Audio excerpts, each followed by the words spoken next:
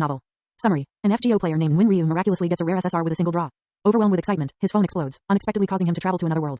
There, he obtains a modified FGO system. Possible world. Donmachi Ri. 0 No Game No Life Fate series. The cover photo is not mine. Credit goes to the owner. FGO 1. Ha ha ha, I pulled Altria Pendragon, Lancer, with a single draw. A sudden, crazed shout emanated from a room. Outside, a middle-aged couple exchanged glances and shook their heads helplessly. Inside the room, an ordinary-looking, frail young man was holding up his Samsung Galaxy Note 7 and shouting madly. Previously, his luck had been average at best. He had to spend a significant amount every time to get a 5-star card.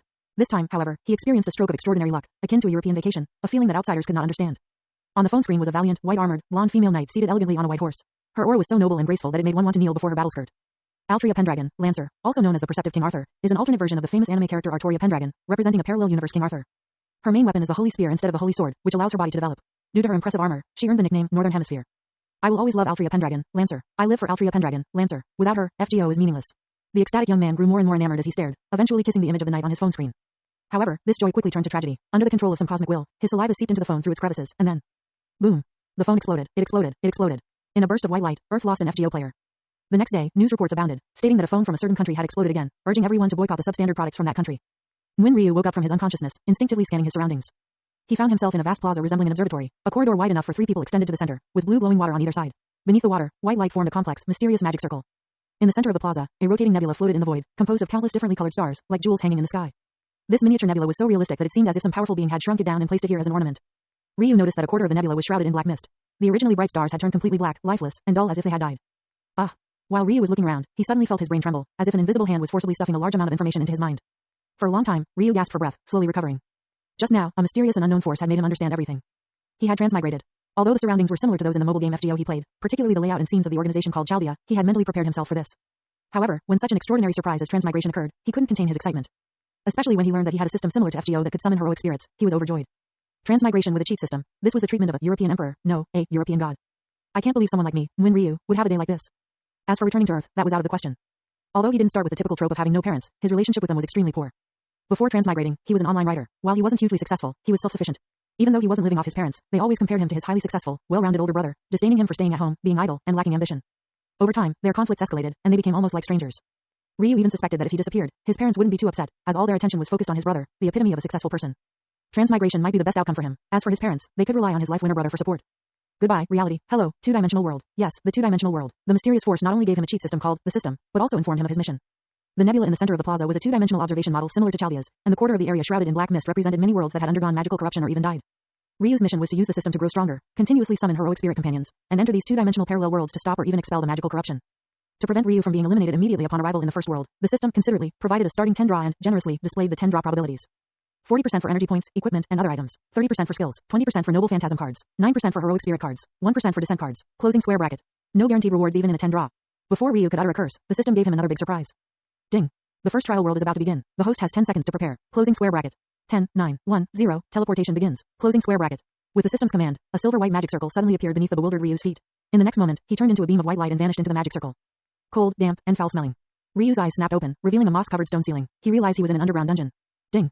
Entering the world, is it wrong to try to pick up girls in a dungeon? World corruption rate, 1%. Closing square bracket. Please explore the source of the contamination and eliminate it. Task completion will reward you with 1 10 draw. Closing square bracket. Beginner's 10 draw reward can now be activated. Closing square bracket. Activate? Activate, Ryu responded hastily. Regardless of where the system had transported him, he was just a physically weak recluse with no guarantee of safety. Moreover, whether out of a twisted sense of humor or not, the system had transported him to a dungeon, as if placing him on a chopping block. The excitement of transmigrating to an anime world had completely vanished. Now, Ryu had only one thought: survive safely. As Ryu initiated the summon, everything around him turned gray, as if time had frozen. A white magic circle unfolded in the void, and several light orbs appeared, spinning around the circle. The white light grew brighter until it burst forth, lightning crackling in the void. Ryu instinctively closed his eyes. Clang. A sound like a bell ringing echoed, and the white light gradually disappeared. Ryu opened his eyes to see a cluster of tiny stars in the magic circle. Seeing this, Ryu's face turned dark. Obtained 666 energy points. An inauspicious start. Energy points were the system's currency, but as the system's probabilities indicated, they were the least valuable reward from a draw, only useful for purchasing items and equipment in the system store. Skills, noble phantasm cards, heroic spirit cards, and the most precious descent cards could only be obtained through draws. Had he not been in a cell, Ryu would have bathed, changed clothes, and prayed fervently. Is true that your luck will increase if you take a bath before pulling? Lol. As for superstitions and mysticism, they might be a joke to others, but for Ryu, they were a matter of life and death. Whether this first draw would be a success or not would determine if Ryu's starting difficulty would be easy or hellish.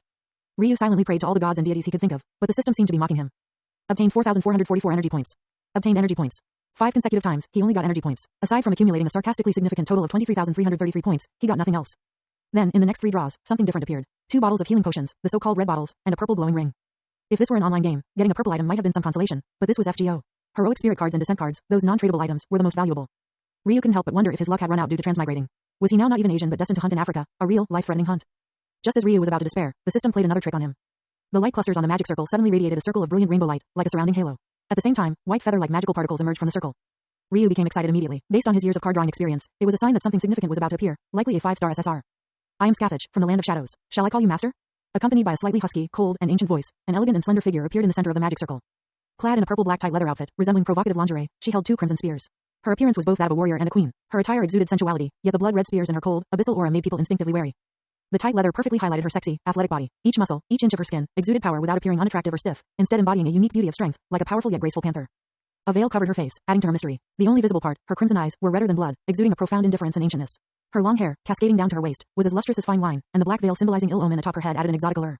This was the most famous warrior goddess from Celtic mythology, the one who trained numerous great heroes and warriors, who killed countless gods with a mortal's body, and ascended to the throne of the Land of Shadows through endless corpses, Scathach. Ryu's breathing quickened, and his heart raced. His attention was entirely captured by the Queen of the Land of Shadows before him, to the extent that he didn't notice the magic circle lighting up with golden brilliance again after Scathach stepped out. Being able to summon such a powerful figure in this dangerous place was fantastic. It turned out that the system still favored him. However, a minute later. Why can't you take me out of here? Ryu asked urgently, his expression filled with agitation. Originally, Ryu thought that with such a powerful ally, he could do whatever he wanted in this new world. Who would have thought that when Ryu asked Scathach to take him out, such a simple request would be denied? Scathach's reason was straightforward. This is merely a test. You must find a way to escape on your own. Faced with Ryu's aggressive attitude, Scathach's expression remained unchanged, her indifference to life unshaken. How is that possible? I've never undergone any training, and you want me to escape with my bare hands. If you wish to be my master, if you can't even do this, then you may as well die here. After delivering this extremely cold statement, Scathach turned and began to walk away without looking back. At the cell door, she extended her fingers, making a few gestures in the air. Several mysterious characters glowing with green light appeared and floated in the air. Then, Scathach walked straight through the cell bars as if they didn't exist. A shocking scene unfolded as the bars seemed to vanish, allowing Scathach to pass through. The mysterious runes turned into green light particles and dissipated into the air. Those seemingly insignificant runes were none other than Scathach's signature skill, primordial runes. Clang, clang, clang. Ryu rushed to the bars, pounding on them forcefully. I am your master. I summoned you. You can't do this to me. Oh? Scathach turned her head, a sudden playful smile appearing on her face. Then, my dear master, where is your command spell? Command spell? Prompted by Scathach, Ryu looked at the back of his hand instinctively. However, his hand was empty, and his face turned ashen. The command spell, a miracle-like magical crystal akin to a holy mark, grants the absolute authority to command a heroic spirit. It is a master's exclusive mark. With a command spell, a master can issue commands to a heroic spirit servant, forcibly compelling them to obey even against their will, thanks to the overwhelming magical power. It is the ultimate tool for a master to control a heroic spirit. However, whether due to the system's twisted sense of humor or something else, Ryu could summon heroic spirits but had no corresponding command spell. Moreover, Ryu summoned the true heroic spirits, not their servant avatars made of magical energy. The heroic spirits did not need Ryu to provide magical power. This meant that, without a command spell or the ability to supply magical energy, Ryu had no control over the summoned heroic spirits. If you can escape from here with your abilities, I, Scathach, swear by the honor of the Queen of the Land of Shadows to acknowledge you as my master. If you unfortunately die here, I will kill everyone here to avenge you. Leaving behind this cold and ruthless vow, Scathach turned gracefully, her wine-red hair tracing a dazzling arc, and walked away. Faced with Scathach's cold indifference, Ryu forced himself to calm down. In his 20+ years of life, he had learned one thing. Pleading is meaningless. If you want to control your fate, you can only rely on yourself. Scathach. The purple-black figure stopped but did not turn around. I'll show you. I will survive. Even if I have to crawl like a worm, I will survive. Ryu pointed at her back, his eyes blazing as if he wanted to set everything on fire. Scathach did not turn her head, but from the angle Ryu couldn't see, a rare smile appeared on her cold face before she gradually disappeared from his sight. Shut up, you filthy man. Do you have a death wish? Suddenly, a cursing voice was heard. A figure appeared at the entrance of the cell, a female warrior with dark skin, covered in scars on her face and body, wearing revealing leather armor. She brushed past the departing Scathach, seemingly not seeing her at all, and walked straight to Ryu's cell door, impatiently tapping the bars with a sword in her hand. You damn pig, you're only good for breeding. If you ruin my sleep, I'll skin you alive. A dragon stranded in shallow waters is mocked by shrimp. A tiger fallen from grace is bullied by dogs. It seemed as though this world intended to show the newly transmigrated Ryu the harshest and darkest malice. Even a minor character could bully him, and the excitement of transmigrating to another world vanished. Ryu hid his cold, fierce gaze. At this moment, he was at others' mercy. He could only endure for now. HMPH, if the great goddess Ishtar didn't have a use for you lowly male slaves, you would have been killed long ago. The female warrior made a throat-slitting motion as she spoke. Seeing Ryu's silent demeanor, the female warrior thought he was scared. A contemptuous smile appeared on her ugly face as she cursed and turned to leave. Relying on a powerful ally is unreliable. Everything depends on oneself. With this realization, Ryu forced himself to calm down and began to analyze the situation. However, the more he analyzed, the more desperate he became. In the world of Is It Wrong to Try to Pick Up Girls in a Dungeon? An anime adapted from a light novel, the basic premise was simple. Since ancient times, countless monsters had surged from underground, and other races could barely survive under the leadership of a few heroes.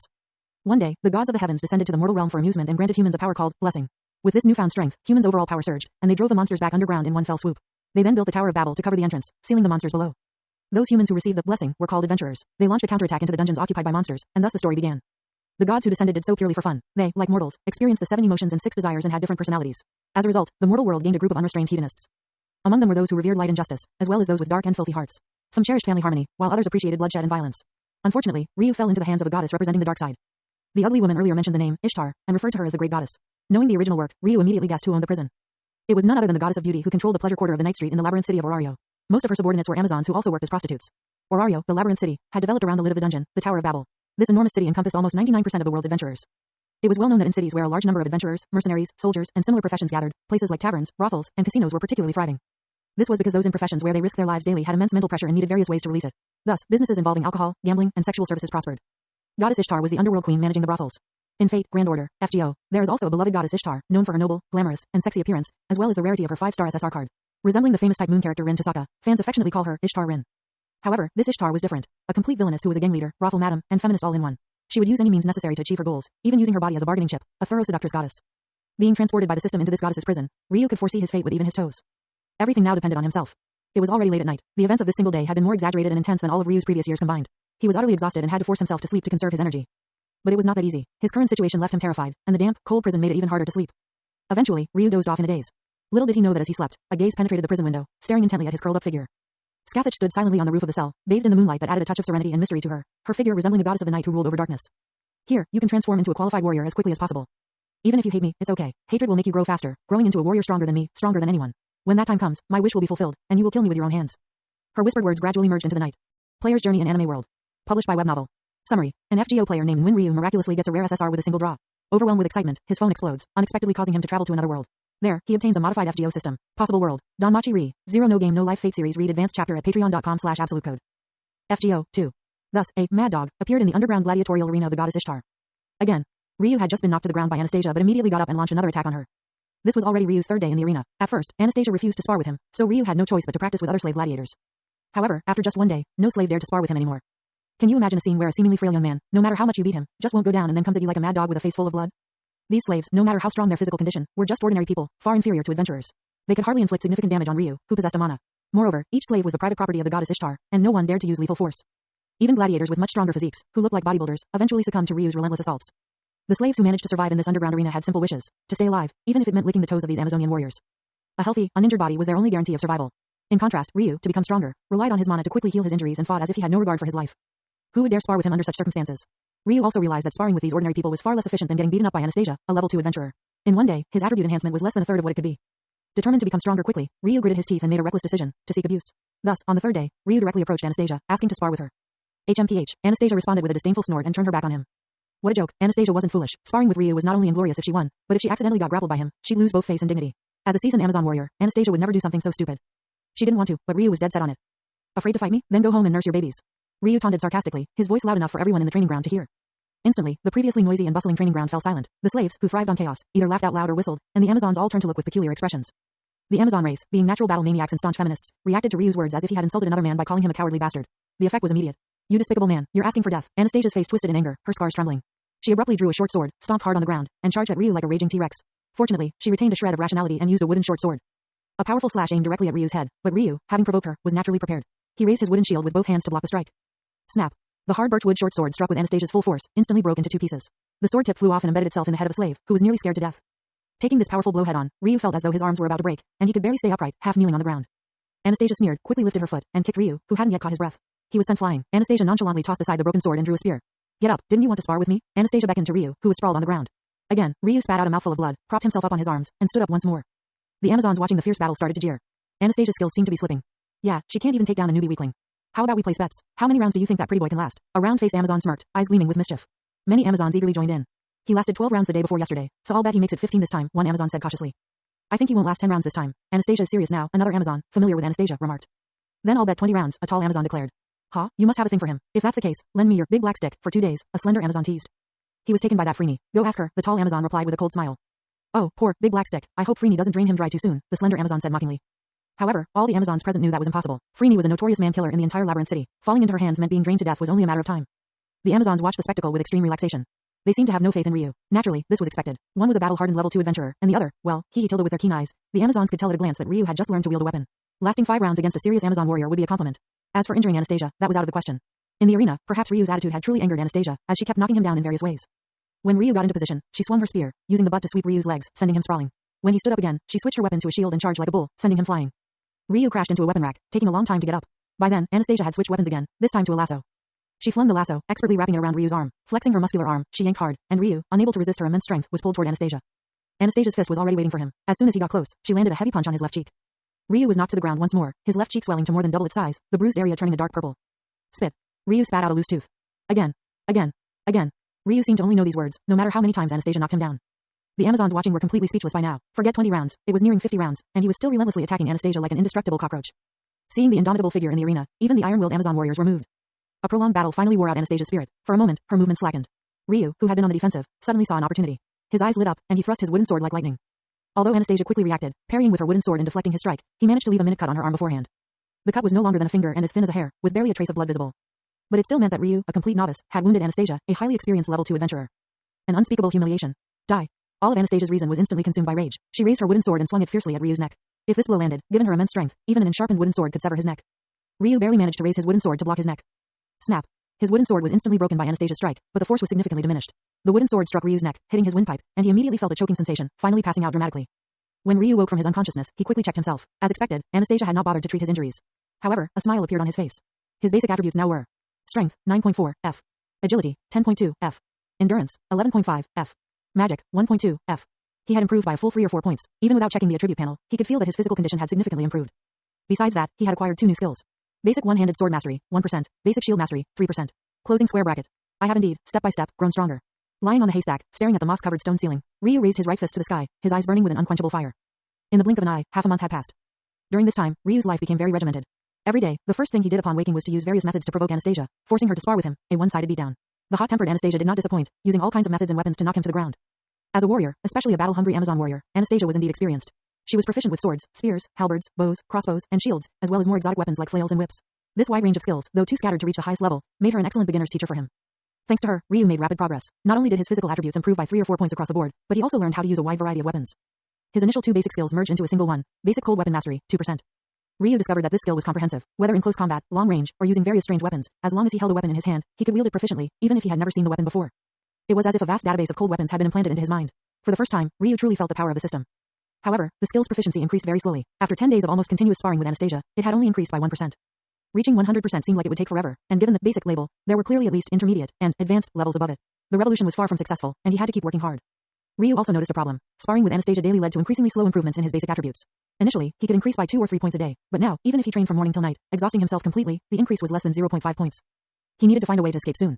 Ryu made up his mind. He hadn't forgotten that the fastest way to grow stronger in this world was to join a god's familia, receive their blessing, become an adventurer, and enter the dungeon to continuously kill monsters and level up. A familia is like a guild in a game, composed of mortals who have received the blessing of the same deity. The blessing, reportedly developed jointly by the gods, can guide a person's potential. It can display a person's attributes in the form of numbers, like a simplified character panel, but the data can only be updated by the deity themselves. Adventurers who receive the blessing can increase their attributes by killing monsters, casting spells, creating potions, and through other activities, gradually becoming stronger like in a game. As for leveling up, when an adventurer's basic attributes reach their limits and they accomplish feats like defeating powerful enemies, their level can increase. This is akin to filling a cup with water until it overflows and then needing a bigger cup to hold more water. Doesn't it sound like an RPG game? To Ryu, it seemed like a large-scale reality show organized by the board gods, with the gods acting as shareholders, guild leaders, and programmers. He planned to join a familia, receive a blessing, then enter the dungeon to adventure and become stronger. And eventually, uproot the entire Ishtar familia. Looking at Anastasia's scarred and ugly face, a sharp light as keen as a blade flashed in Ryu's eyes. Are you a descendant of some deity or hero? Anastasia cursed as she swung her sword down. Ryu deftly raised his shield and, at the moment of contact, angled it slightly, causing the forceful sword strike to glance off. Facing Anastasia's blatant probing, Ryu's eyes flickered, and he nonchalantly replied, "Who knows?" Being beaten half to death every day, only to be full of energy and ready to fight again the next day, with almost no scars to show for it, was a recovery speed on par with or even surpassing that of a high-level adventurer. After more than 10 days, even someone as muscle-brained and hot-tempered as Anastasia noticed something was off. Moreover, Ryu's terrifying growth speed was evident. From being knocked down in one move at the start, he could now last for over a dozen rounds, all in just half a month. A combat genius was unmistakable. However, Anastasia could never have imagined the existence of a system that was a super cheat, so powerful it left the god's blessing far behind. Bam, bam, bam. Ryu retreated steadily, using his shield to block Anastasia's relentless attacks. The wooden sword in her muscular hands pounded repeatedly against his wooden shield, sending splinters flying. Seizing a gap in Anastasia's assault, Ryu suddenly swung his left-hand shield to deflect her sword, and his right-hand wooden short sword thrust straight at her abdomen. At that moment, a smug smile of "you fell for it" appeared on Anastasia's face. She swiftly and viciously drove her knee toward Ryu's side. Ryu hesitated only for a moment, his expression turning as fierce as a lone wolf's. Instead of dodging, he accelerated his sword thrust. The wooden blade left a fine scratch on Anastasia's abdomen, barely drawing blood. In contrast, Ryu was sent flying by Anastasia's brutal knee strike, crashing into 2 nearby, listless slave gladiators. The 3 of them tumbled into a heap, but Ryu quickly got up as if nothing had happened, brushing the sand off his clothes. Anastasia's eye twitched as she looked at the unscathed Ryu. 15 days ago, this strike would have made him cough up blood and collapse, unable to get up for half a day. Now, it only caused him slight pain for a moment. Facing such an opponent, Anastasia lost all interest. She suddenly plunged her wooden sword into the sandy ground. "What, are you out of steam so quickly today, or is it that time of the month?" Ryu taunted out of habit. "Mind your own business," Anastasia retorted, then suddenly recalled something and smiled oddly. "You should be more concerned about yourself." Ryu's heart skipped a beat. This muscle-bound woman, whose mind was filled with nothing but fighting, had no guile. For her to say such a thing meant something significant was happening, something closely related to him. His premonition was soon confirmed. As the sun began to set, a group of fully armed Amazons entered the training ground, escorting a sensually dressed, stunningly beautiful woman. "It's Lady Aisha." Lady Aisha. The previously listless Amazon suddenly perked up, looking at the woman with eyes full of admiration. What astonished Ryu was that even Anastasia, the muscle-bound woman, showed a look of reverence and envy. Familiar with the original story, his mind immediately conjured up the information about this woman. Aisha Belka, a high-ranking member of the Ishtar Familia, was responsible for leading the combat prostitutes within the familia. The skillful and highly admired Aisha was more like a leader of the Ishtar Familia. Her strength was close to level 4, and she was skilled in chanting magic during combat. Due to her splendid battle style, she earned the alias Antianera. A very troublesome woman, that was Ryu's assessment of her. Surrounded by the Amazons, Aisha stepped onto the central platform of the training ground. The slave gladiators had already been forcibly quieted by the Amazons, each raising their heads to look at the imposing and beautiful woman. Our mistress has spoken. The arena will soon open, and she does not need useless slaves. Pick up your weapons, kill the comrades beside you. When the sun sets, if more than a third of you are still standing, we will personally execute the excess. Aisha coldly issued this cruel and bloody order, which instantly swept through the crowd like a bomb. Perhaps they had been informed beforehand, as some battle-hungry Amazons crossed their arms and wore expressions of eager anticipation. Among them was Anastasia. When Ryu's gaze met hers, Anastasia grinned widely and made a throat-slitting gesture. As she did so, the scars on her face twitched, making her look particularly ferocious. There were at least over 100 slave gladiators in the arena. Upon hearing this unreasonable and brutal order, they looked at each other in astonishment. They quickly came to their senses, and the long-standing oppression ignited a fire of hatred within them, their anger flaring up instantly. These Amazon bitches want to kill us. Fight them. Men will never be slaves. Many slave gladiators grabbed their weapons and charged at the nearest Amazon warriors. Ryu hesitated for a moment, quickly assessing the strength of both sides in his mind, then decisively withdrew from the crowd and hid in a corner, choosing to be cautious. His decision proved to be entirely correct. The Amazons, already prepared, stood ready, waiting for the slaves to rebel so they could kill and establish their authority. At some point, their weapons had been replaced with metal ones, their blades glinting with a sharp, cold light. Despite being outnumbered, their dark faces showed expressions of bloodthirsty anticipation. The weakest Amazon present was at least a level 1 adventurer. It was common knowledge in Orario that ordinary people without blessings could not compete with adventurers. In just one clash, merely one clash, more than a dozen charging slave gladiators were instantly cut down. Severed limbs flew through the air, and blood quickly dyed the sandy ground of the training field red. Watching the gruesome scene unfold from his hiding spot, Ryu couldn't help but feel his throat constrict and his stomach churn. He finally understood why the sand in the training field looked brown. It was stained permanently by countless blood, a cruel and unyielding color. The previous training had seemed harsh, but wooden swords could never compare to the brutality of real blades cutting into flesh, with blood and gore flying everywhere. Resisting the urge to vomit was the result of his relentless and brutal training. Their side was instantly overpowered, with over a dozen slaves brought down, while the Amazons only suffered a single arm injury, a cut neither too big nor too small. Faced with this brutal reality, the slave gladiators hesitated, their courage faltering, not daring to advance. The Amazons, however, had no intention of letting them off easily. Fire, commanded an Amazon from the wall, immediately raising her bow and shooting into the crowd. Ah! The gladiators screamed as they fell. The Amazons' cruel methods and overwhelming combat strength finally crushed the gladiators' spirit of resistance. They dropped their weapons and raised their hands high in surrender. Aisha watched all this with a cold, expressionless face. When she saw the gladiators stop resisting, a fleeting look of pity flashed in her eyes, but she still shouted, "Gladiators! Your time is running out." She pointed towards the sun, and the gladiators instinctively looked over, their hearts sinking as they saw that the sun had already half set. At this moment, a gladiator with a vicious look suddenly grabbed the neck of the person in front of him and then picked up a sharp stone and slashed it across their throat. Blood spurted out like a fountain, and his actions seemed to ignite the battle. The gladiators, who had just been united against a common enemy, turned their weapons on their comrades in an instant. Blood splattered, and screams echoed relentlessly. Perhaps because of his youthful appearance and slight build, Ryu was soon targeted. His pursuers were a pair, their similar looks indicating a familial relationship. One on the left and one on the right, they closed in on him. There was no exchange of words, nor was there a need for one. In his eyes, Ryu saw only raw, beast-like murderous intent. Ryu's eyes narrowed slightly. Suddenly, he kicked his left foot swiftly, sending a large burst of sand flying towards the person on his left. Caught off guard, the person immediately covered their face and staggered backward. Ryu's hands weren't idle either. He swung his shield fiercely at the person on his right. The right side gladiator instinctively blocked, sending the shield flying, but Ryu seized the opportunity to step forward and strike with his wooden sword. However, his moment of hesitation led him to aim for the shoulder instead of a vital spot. Just days ago, he had been living in a peaceful era, and the barrier of taking a life was one he couldn't immediately cross. Nonetheless, with a strength attribute as high as 13, Ryu's strike was still beyond what an ordinary person could withstand. A crisp crack echoed, and the person immediately clutched their arm and fell to the ground, screaming in pain, clearly suffering a fracture. Just then, the gladiator on the left barely managed to open his eyes. Ryu swiftly struck his head, knocking him unconscious. The gladiator with the fractured arm lay on the ground, groaning in pain. Suddenly, his vision darkened as Ryu stood over him with a grim expression. "Spare me, please," the gladiator pleaded desperately. A trace of hesitation flickered across Ryu's face. "Die." In that moment of hesitation, the gladiator on the ground suddenly sprang up. With a ferocious look, he pulled a dagger from his chest and stabbed it towards Ryu. Player's Journey in Anime World. Published by Web Novel. Summary. An FGO player named Ryu miraculously gets a rare SSR with a single draw. Overwhelmed with excitement, his phone explodes, unexpectedly causing him to travel to another world. There, he obtains a modified FGO system. Possible world. Danmachi Ri. 0 No Game No Life Fate series. The cover photo is not mine. Credit goes to the owner. FGO 3. Ryu nearly lost his life. Barely managing to twist his body, the dagger plunged viciously into his abdomen. Ah! Ryu screamed in pain, his voice filled with both anger and the terror of impending death. Never before had he been so close to dying. The physical agony, the fear, and the rage in his heart transformed into an invisible fuel, igniting something dormant within him. Just as the gladiator twisted the dagger with a sinister grin to inflict even more pain, a seemingly frail hand grabbed his wrist. A deathly black magical glow flickered on this arm. Starting from the wrist that was held, the blackness, like the decay of life, began to spread slowly but resolutely, causing the skin it touched to age and wither. The gladiator felt as if the hand gripping his wrist was not human, but the hand of the Grim Reaper from hell. Ah! The gladiator instinctively let go of the dagger, shaking his arm desperately to free himself from Ryu's grasp. But Ryu's grip was as immovable as an iron vice. "Ah, you damn little bastard, let go, let go," the gladiator screamed and struggled frantically. Without a word, Ryu dropped the wooden sword from his right hand, clenched his fist, and punched him in the head. In that instant, a white magical glow flashed on Ryu's right arm. His fist then gathered tremendous force and slammed into the gladiator's face. Bam! Blood splattered, the gladiator fell backward, and upon closer inspection, his nose and the surrounding area of his face were completely caved in. A bloody, indistinguishable mass. Ryu released his wrist, letting him collapse to the ground, then swiftly pulled out the dagger from his abdomen. As the white magical glow flowed, the wound began to heal visibly.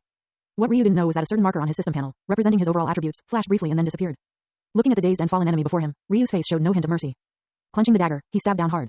Blood spurted, signifying the end of a lowly life. Following the same method, Ryu killed another unconscious gladiator, then severed their heads and placed them in front of himself. Sitting cross-legged on the ground, covered in blood, with two lifeless heads before him and two headless corpses not far away, no gladiator dared to approach his area. As the setting sun slowly drew the curtain on the day, when the last ray of sunlight vanished beyond the horizon, all the gladiators simultaneously paused their actions. Almost none of the gladiators were completely unscathed. Each one was covered in blood, both their own and their enemies. Some gladiators had even lost a limb or an eye. The original group of over 100 had dwindled to less than 30, far below Aisha's required number, which was a huge irony. Ryu absent-mindedly listened to Aisha's grandiose speech from the stage, as she brainwashed and incited the slave gladiators below. She talked about how the victors would gain the glory of warriors, how those who performed well might be favored by the goddess, and even regain their freedom.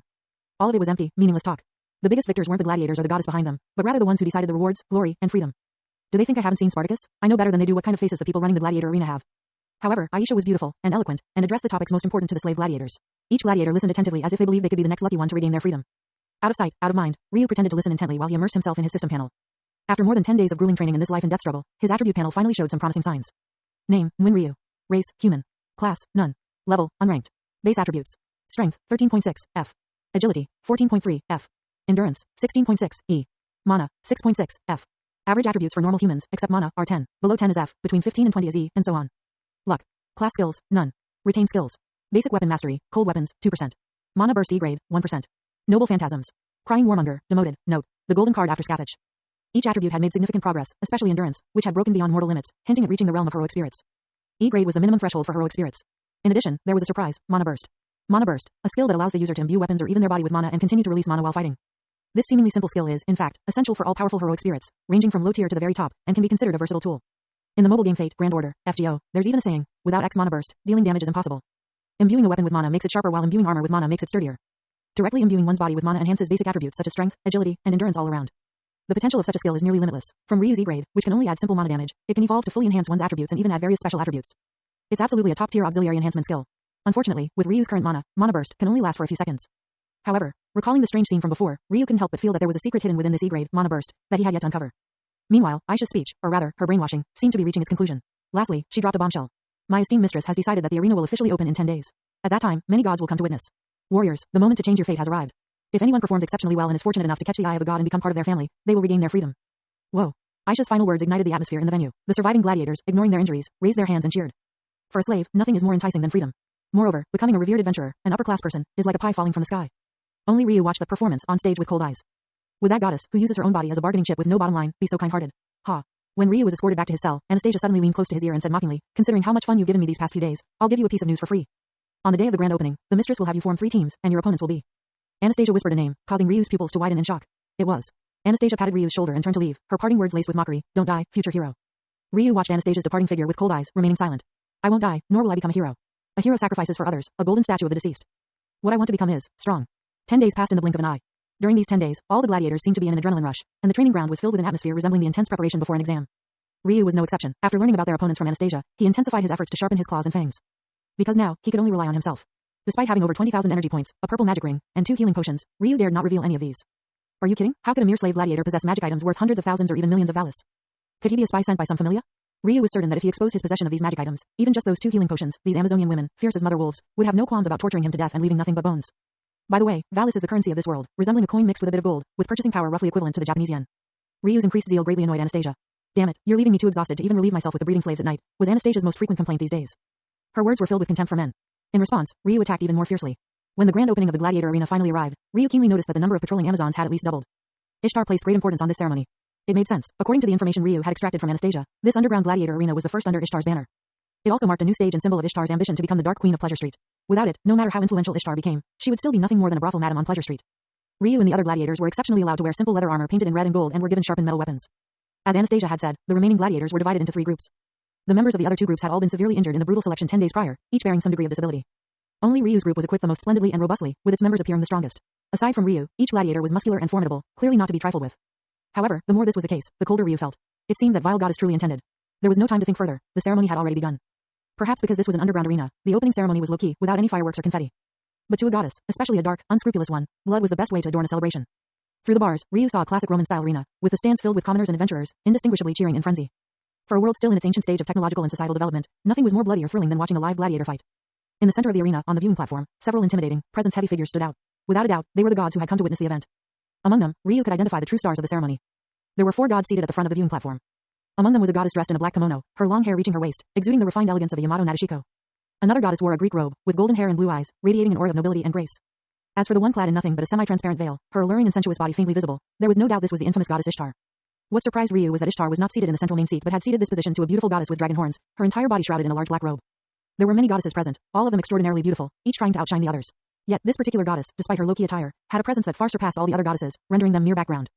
Seeing those large, curved dragon horns, Ryu narrowed his eyes, having a sudden realization. Ishtar seemed to have little patience for formalities and announced the official start of the ceremony after only a few words. Aside from Ryu's group of gladiators, the other two groups were led into the sand-covered arena.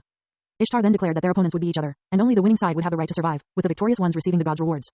Observing Ishtar's vague statements and sensing the unusual energy fluctuations in the air, Ryu smirked coldly. Using a charm skill to make the gladiators fight to the death under unrealistic illusions, indeed Ishtar had a twisted sense of humor. Ryu stopped paying attention to the scene and began his warm-up exercises, knowing there was a tough battle ahead. Unaware of Ishtar's trickery, the gladiators in the arena were filled with dreams and hopes of freedom. Combined with the influence of the charm skill, they were all fired up, eager to tear their opponents apart. Kill. The battle started with bloodshed and violence. The gladiators seemed drugged with adrenaline, showing no mercy or fear.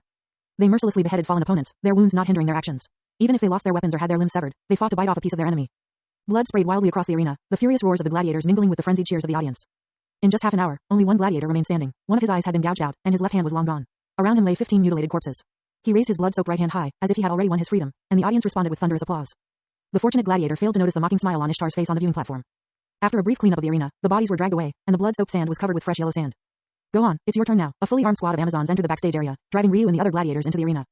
Ryu followed the group, entering the arena from the tunnel below. For a moment, he felt as if he had entered another world. The frenzied cheers and screams of the audience were like huge tsunamis constantly crashing over him. For a brief instant, Ryu felt like a superstar. No wonder so many people go to great lengths to become celebrities. This feeling, it's simply exhilarating. Before crossing over, Ryu was a homebody who hated noisy and crowded environments. It made him feel like he was in a public spectacle. However, Ryu had grown into a competent warrior. Suppressing his discomfort, he followed the team to the viewing platform. As usual, Ishtar delivered a long, brainwashing speech, activating her full charm skill. Prepared for this, Ryu pretended to look at Ishtar while closing his eyes under the shadow of his helmet. What Ryu didn't know was that his little trick had been seen through by a certain goddess. The goddess, with dragon horns on her head and dressed in a black robe, had been somewhat absent-minded. Suddenly, she lifted her vertical, snake-like pupils, and Ryu's figure was reflected in her gaze. However, although the goddess noticed Ryu's trick, she didn't expose him but instead smiled meaningfully. After Ishtar finished her rousing speech, the elaborately dressed Amazon, Aisha appeared as the master of ceremonies. Dear audience, before you stand warriors selected from among hundreds, even LV1 adventurers would fall at their feet. Aisha, worthy of her title, Antianera, had excellent oratory skills. She first delivered a round of praise, eliciting cheers from the audience and heating the atmosphere, then suddenly changed her tone. But their opponent is even more ruthless and stronger. Countless adventurers have met their end at his hands, earning him the title of the Grim Reaper of low-level adventurers. He is Player's Journey in Anime World. Published by Web Novel. Summary: an FGO player named Winryu miraculously gets a rare SSR with a single draw. Overwhelmed with excitement, his phone explodes, unexpectedly causing him to travel to another world. There, he obtains a modified FGO system. Possible world: Danmachi Re. Zero No Game No Life Fate series. The cover photo is not mine. Credit goes to the owner. Read advanced chapter at patreon.com/absolutecode. FGO 4. Minotaur. Moo. Even before Aisha's voice had faded, a deafening bellow echoed from the opposite fence. Immediately after, the ground began to tremble as a massive, hulking, bull-headed humanoid monster charged forward. Despite being mentally prepared, Ryu couldn't help but feel a sinking sensation in his heart upon seeing the figure towering over 2 meters tall. The Minotaur was a powerful monster born from the depths below the 17th floor of the dungeon. Despite being only level 2, its toughness rivaled that of some weaker level 3 monsters. Strength, endurance, and vitality all surpassed those of monsters of the same level. It had a certain level of intelligence and could use simple weapons. If it had a weakness, it would be its lack of agility. With the Minotaur's shocking entrance, the atmosphere in the arena was fully ignited. In contrast, the gladiators' morale plummeted to rock bottom. Except for those with special bloodlines, level 1 adventurers were no match for the Minotaur, and even level 2 adventurers could potentially be defeated by it. How could a group of ordinary people, who hadn't even received blessings and weren't adventurers, possibly stand a chance against it? This was nothing short of naked murder. Why is it our opponent? How can we possibly win against such a monster? Many gladiators began to tremble, and one even threw down his weapon and tried to flee. Thwack! An arrow instantly pierced his throat, pinning him firmly to the ground. Ryu's heart skipped a beat, and he instinctively looked around, seeing many Amazons already drawing their bows and aiming at them. The message was clear: either die immediately under their arrows or fight the powerful monster and seize that slim chance of survival. As the gladiators' morale hit an all-time low, the Minotaur, not understanding the concept of mercy, paused only briefly at the overwhelming cheers before its bloodshot, copper bell-sized eyes fiercely glared at the gladiators clad in gold and red armor. Moo! Letting out another bellow, the Minotaur stomped its hooves on the sandy ground with force, then lowered its head, aiming its massive, sharp horns at a gladiator directly in front of it, and charged. Thud thud thud tilde. The ground trembled with its advance. Staring at the bull-headed monster charging towards him like a heavy tank, the gladiator seemed completely petrified. Perhaps the Minotaur's speed was too swift for him to react. He could only instinctively raise his round shield in front of himself. The Minotaur reached him, its sharp horns deeply piercing his body. The bronze round shield and the golden red painted leather armor were like paper, offering no protection and only adding to the gladiator's burden. Then, with a vicious toss of its head, the Minotaur flung the gladiator into the air like a rag doll, sending him soaring over 10 meters high. When he hit the ground with a heavy thud, he was barely clinging to life. The terrifying creature seemed unsatisfied, stepping over to him and raising its basin-sized hoof before stomping down hard on his head. Splat! The sound was like a tomato being crushed, and red and white matter splattered everywhere, staining the sandy ground of the arena. The spattered blood seemed to further ignite the Minotaur's bloodlust. Its bull eyes were nearly entirely red, muscles bulging and veins popping. Without pausing, it targeted its next victim. Charge, toss, stomp, all in one swift motion. It was a paragon of monstrous prowess. The Minotaur continued its rampage, killing 2 more gladiators. In less than 5 minutes, it had effortlessly killed half of the gladiators, leaving their bodies mangled and incomplete. It was a perfect display of brutality and savagery. Yet, the Minotaur's efficient slaughter and cruel methods only drove the arena's cheers louder and louder. The audience's bloodthirsty nature seemed to be ignited by the Minotaur. Kill them all. Turn them into mush. Minotaur, Minotaur, moo. Amidst the audience's cheers, the Minotaur let out a wild roar, filled with bloodthirsty savagery. At that moment, it felt as if the Minotaur was the true protagonist, while the gladiators were mere background props, nothing more than cannon fodder to highlight the protagonist's overwhelming brutality. This cannot go on. Ryu's face was ashen as he watched the Minotaur swaggering in the arena. Surprisingly, he was bare-chested, revealing his well-muscled upper body, and he had discarded his shield. He had no choice. The gold-red painted leather armor offered no protection and only served as a target for the Minotaur's fury. Similarly, the bronze shield did nothing but add weight and hinder his agility, unable to withstand the piercing horns. So, Ryu immediately discarded the armor and shield. Shedding the extra weight proved wise as the now nimble he managed to evade 2 of the Minotaur's charges. But he couldn't keep dodging forever. If the Minotaur killed all the other gladiators, no matter how agile he was, he would eventually fall beneath its hoofs. Seeing the other 3 gladiators cowering, Ryu gritted his teeth and, with a resolute heart, launched an attack on the Minotaur. Perhaps it was lost in the joy of slaughter, or maybe Ryu's smaller stature went unnoticed, or perhaps the Minotaur's small brain and constant charging had left it dazed. It wasn't until Ryu charged right in front of it that the Minotaur realized what was happening. Enraged, it launched an attack on the little bug that dared to challenge it. The Minotaur swung a massive punch at Ryu, its fist nearly as large as Ryu's head. The force of the punch whipped up a gust of wind that stung Ryu's face even before the blow landed. But Ryu was no longer the timid shut-in of just a few days ago. After enduring brutal, almost self-torturous training and surviving the gladiatorial arena's ruthless law of the jungle, he had transformed into a competent warrior. Facing a punch that could easily crush his skull, Ryu abruptly leaned back, executing a perfect slide to dodge the blow. The fist came so close that it almost grazed his nose, yet he didn't even blink. That wasn't the end of it. As Ryu slid past the Minotaur's side, he swiftly raised his right hand, wielding a short sword. Using his momentum, he slashed hard at the Minotaur's ankle. Damn, it's tough. Upon contact, Ryu felt strong resistance through the blade, as if he were cutting through thick rubber rather than flesh. With a thought, a subtle magical glow enveloped his right hand, and his strength surged. The blade easily sliced into the Minotaur's flesh, leaving a deep, long gash. No matter the creature, the joints used for movement are always the most vulnerable, and the Minotaur was no exception. Injuring its ankle made it difficult for the Minotaur to support its heavy weight, causing it to lurch forward and drop to one knee. Ryu wouldn't miss this once-in-a-lifetime opportunity. Sliding behind the Minotaur, he sprang to his feet and thrust his sword into an unmentionable part of the Minotaur's anatomy. Moo. The Minotaur's roar was filled with excruciating pain this time. Even the spectators in the arena felt a collective wince, drawing sharp breaths. Without even glancing at his impressive handiwork, Ryu released his grip on the short sword and immediately rolled forward, dodging a furious backhand punch from the Minotaur. Watching Ryu's dazzling maneuvers in the arena, especially given his small, disproportionate stature compared to the Minotaur, the crowd erupted into even more enthusiastic cheers. What is that? Amazing. Can he do that? Little guy, little guy. The audience loved the spectacle of brutal violence, but they loved an underdog hero triumphing against the odds even more. Even the gods on the viewing platform were murmuring among themselves, and the eyes of the goddesses in the front row sparkled with interest. Ishtar, where did you find such an excellent child? A beautiful woman in a kimono opened her folding fan, covering half her face, her expression a mix of shyness and curiosity. I have my ways. Ishtar remained expressionless on the surface. In truth, she was even more surprised internally. To come across such a gem among the slaves she had randomly purchased was like finding an ancient treasure in a pile of rubbish. Amaterasu, don't bother having designs on this child. Ishtar surely won't let him go easily, teased a beautiful blonde goddess. As she spoke, the blonde goddess's gaze shifted to Ryu in the arena, especially his bare upper body, with its well-proportioned, explosive muscles. The sunlight shining on him made it seem as if he were clad in radiant, golden armor. Watching Ryu, who looked like a descended war god, the blonde goddess placed her delicate hand against her cheek, her face blushing, and her green eyes sparkling with a mysterious mix of love and desire. Ah, what a heroic, strong child. He reminds me of those wonderful times with Arisama. Aphrodite, you flirtatious vixen, you're at it again, Amaterasu said with a smile. The goddesses teased each other like mortal girlfriends, sharing their intimate thoughts. Only the goddess in the center, dressed in a black robe with dragon horns, narrowed her eyes as she scrutinized Ryu in the arena, remaining silent. Amid his life and death struggle, Ryu was unaware that he had already attracted the attention of the goddesses. He shouted to the remaining 3 gladiators, you lot, are you going to wait for the Minotaur to stomp you into meat paste? Or are you too scared to move? Shut up, I was killing people when you were still drinking milk. A bald man with strange patterns tattooed on his head glared at Ryu. The other 2 gladiators also looked at Ryu with discontent.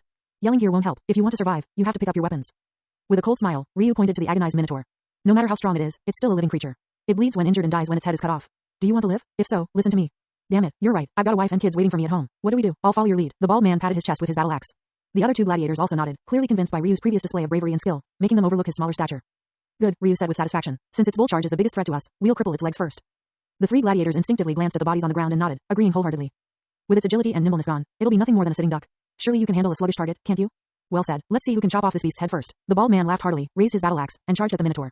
The other 2 gladiators exchanged a glance, then almost simultaneously raised their weapons and rushed at the Minotaur. It must be said that the selection process 10 days ago was brutal, but it left only the elite. Especially in Ryu's group, after receiving their blessings, each of them could become a pillar of their familia.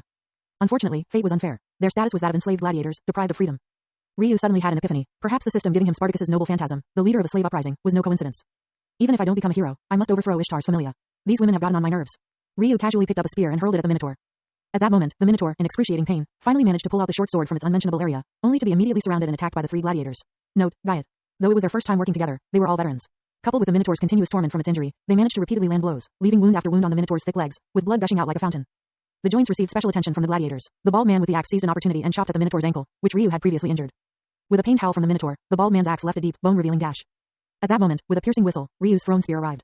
The combined force of his strength and the spear's weight, accelerating as it flew, penetrated the Minotaur's iron-like hide and embedded deeply into its flesh, then snapped off inside. The Minotaur could no longer stand. Its massive, tower-like body collapsed with a thunderous crash, landing face down in a prostrate position.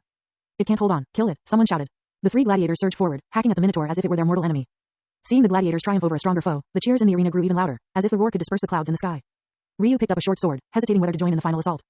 It was this moment of hesitation that saved his life. Just as the audience thought the spectacular fight was about to conclude, no one noticed the mysterious goddess with dragon horns. Hidden beneath her voluminous black robe, her jade hand traced mysterious patterns. A small, pitch-black mud appeared in her palm and then vanished. A barely perceptible energy fluctuation flickered and disappeared, except for Ishtar, who sensed a slight anomaly. None of the other deities present noticed anything. Ishtar glanced around in confusion. Just a moment ago, she had felt a familiar energy flash by. Unfortunately, the fluctuation was so weak that she wondered if it had been her imagination. Not noticing anything unusual, Ishtar turned her gaze back to the arena. She failed to see the faint, mysterious smile on the lips of the dragonhorn goddess sitting right next to her. Unnoticed by everyone, the mud instantly appeared at the Minotaur's heart and burrowed in. Moo. The Minotaur, which had been continuously hacked at with no means of retaliation, suddenly let out a terrifying howl. The shockwave it generated blew the three gladiators back. Then, a despair-inducing scene unfolded. From the Minotaur's heart, blood vessels bulged out, writhing under its skin like countless worms. The Minotaur's originally yellowish-brown skin turned a fiery red, like hot iron. Its wounds began to heal at a visible rate. Sensing something was wrong, the gladiators launched a frenzied attack on the Minotaur. However, it seemed as though its defense had significantly increased, with their full-force attacks only leaving shallow cuts on its surface. Mutation. The word flickered in Ryu's mind. Ryu's face changed dramatically as he shouted, "Get away from it." "Huh? What nonsense are you spouting? If we don't finish it off now." One gladiator instinctively replied, but before he could finish, a fist the size of a large pot appeared beside his head. Bang! With a crisp sound, his head exploded like a watermelon. The transformed Minotaur slowly stood up, its already enormous figure growing even larger, its muscles swelling as if freshly forged from steel. One gladiator instinctively tried to run. As he turned, the Minotaur grabbed him by the neck, lifting him effortlessly like a chick. The Minotaur then grabbed his leg and pulled. With a sound like tearing fabric, the gladiator was ripped in half, blood gushing from both ends. "Damn, this is bad." The bald man smiled bitterly. The Minotaur casually tossed aside the bisected gladiator and turned, throwing a punch at the bald man. The bald man instinctively raised his heavy battle axe in defense, but the iron fist crashed into him. With a clear sound of bones breaking, he was sent flying, axe and all, to the edge of the arena, dozens of meters away. Moments ago, they were about to claim victory. Now, in the blink of an eye, the gladiators were either dead or grievously wounded. Only Ryu remained, his face ashen, facing the murderous, mutated Minotaur. Player's Journey in Anime World. Published by Web Novel. Summary. An FGO player named Win Ryu miraculously gets a rare SSR with a single draw. Overwhelmed with excitement, his phone explodes, unexpectedly causing him to travel to another world. There, he obtains a modified FGO system. Possible world. Danmachi Re. 0 No Game No Life Fate Series. The cover photo is not mine. Credit goes to the owner. Read advanced chapter at patreon.com/absolutecode. FGO 5. Ishtar, aren't you going to stop him? No matter how talented that child is, without receiving any blessings, how could he be a match for a mutated Minotaur? This Minotaur has probably reached a level of LV3, hasn't it? Amaterasu glanced at the indifferent Ishtar. If he dies here, it proves he is of that level, not worth my time. If he dies, so be it, Ishtar replied coldly, her expression emotionless and ruthless. Aphrodite seemed to want to speak. Her lips moved slightly, but she hesitated and ultimately stayed silent. In the center, the dragonhorn goddess remained as composed as a mountain. Unseen by others, her crimson lips parted slightly, whispering in a voice only she could hear. "Let me see your metal, hero in the making." Conversely, the Minotaur seemed to remember the painful blow Ryu had inflicted on it earlier. As it looked at him, its killing intent visibly intensified. Thump, thump, thump. The Minotaur lowered its head and charged at Ryu with its horns aimed straight at him. Ryu quickly grabbed the spear from the ground and planted it into the sand at an angle, the tip facing the charging Minotaur. After setting up this simple defense, he immediately rolled to the side. With a loud crack, the spear slightly pierced the Minotaur's abdomen but was caught by its muscles, then bent and broke under the tremendous force, leaving only a shallow wound. The Minotaur abruptly stopped, nonchalantly pulling out the broken spear from its abdomen, snorting out a large puff of white steam from its nose as if showing disdain. Tired of Ryu's evasive maneuvers, the Minotaur began closing in on him with huge strides. Ryu bent his legs slightly, lowering his stance, his legs coiling like compressed springs, gathering strength. Moo. The Minotaur swung a fist at Ryu's head. Even before the punch landed, the wind pressure felt like blades cutting into his face. Ryu quickly tilted his body to the left, pushing off with his right leg. He deftly somersaulted to the side, narrowly avoiding the Minotaur's iron fist. As he passed by the Minotaur's side, he slashed at its ankle with his sword. Boom. The Minotaur crashed to the ground, raising a massive wave of sand 2 meters high, shaking the entire arena. Such terrifying power in that punch, but it's useless if it doesn't hit. The Minotaur roared in anger, its massive fists pounding the ground incessantly, causing the entire arena to quake. Even the spectators were tossed about by the tremors. However, Ryu moved like an agile monkey, dodging left and right, making the Minotaur's attacks futile while seizing every opportunity to inflict wounds on its joints. The Minotaur's weakness in agility and flexibility was glaringly exposed. At this moment, Ryu resembled a small boat sailing through a storm, seemingly in constant danger of capsizing, yet always managing to turn peril into safety at crucial moments. The audience was captivated by Ryu's performance, dancing on the edge of a knife, and their cheers grew louder and louder. Though the mutated Minotaur's defense had greatly increased, its soft joint areas could not withstand continuous attacks. Once again, the Minotaur's joints buckled under its heavy weight, and it fell to its knees with a resounding crash. A gleam of joy appeared in Ryu's eyes. Seizing this fleeting opportunity, he quickly stepped forward and thrust his sword fiercely into the Minotaur's enormous bull eye. Moo. Blood splattered as the Minotaur let out an ear-splitting howl of pain, its eye being stabbed blind. Ryu's face remained cold as he twisted the sword's hilt, attempting to cause greater damage, perhaps even to scramble its brain through the wound. Seeing that Ryu was on the verge of victory, the audience erupted in excitement. "Brother, kill that bastard. Kill it, make it into a steak. Nice job, my man." Even the goddesses in the viewing stand seemed affected, their eyes filled with raw desire as they watched the seemingly frail figure in the arena. Only the dragonhorn goddess wore a mysterious smile. Even though it's a defective beast, underestimating it could be costly. As Ryu tried to finish off the Minotaur, he was unaware of the astonishing changes occurring within its body. The black mud that had invaded its heart began to tremble as if alive, continuously squeezing out the Minotaur's life force and converting it into massive magical energy. Roar. The Minotaur suddenly let out an unusual beastly roar, and its body was enveloped in a blood-red magical glow. A shocking sight unfolded. Wounds all over the Minotaur's body, even the deep, bone-revealing cut on its ankle, began to heal at a visible rate. Only its blinded eye, with the short sword still embedded, remained as it was. Though the bleeding had stopped, the short sword seemed to have fused with its head. Combined with the blood-red magical glow enveloping the Minotaur, it appeared even more formidable and ferocious. This was a skill similar to Berserk mode. Ryu was alarmed and hurriedly stepped back. Misfortune compounded as he stumbled over a corpse in his panic, tripping and falling.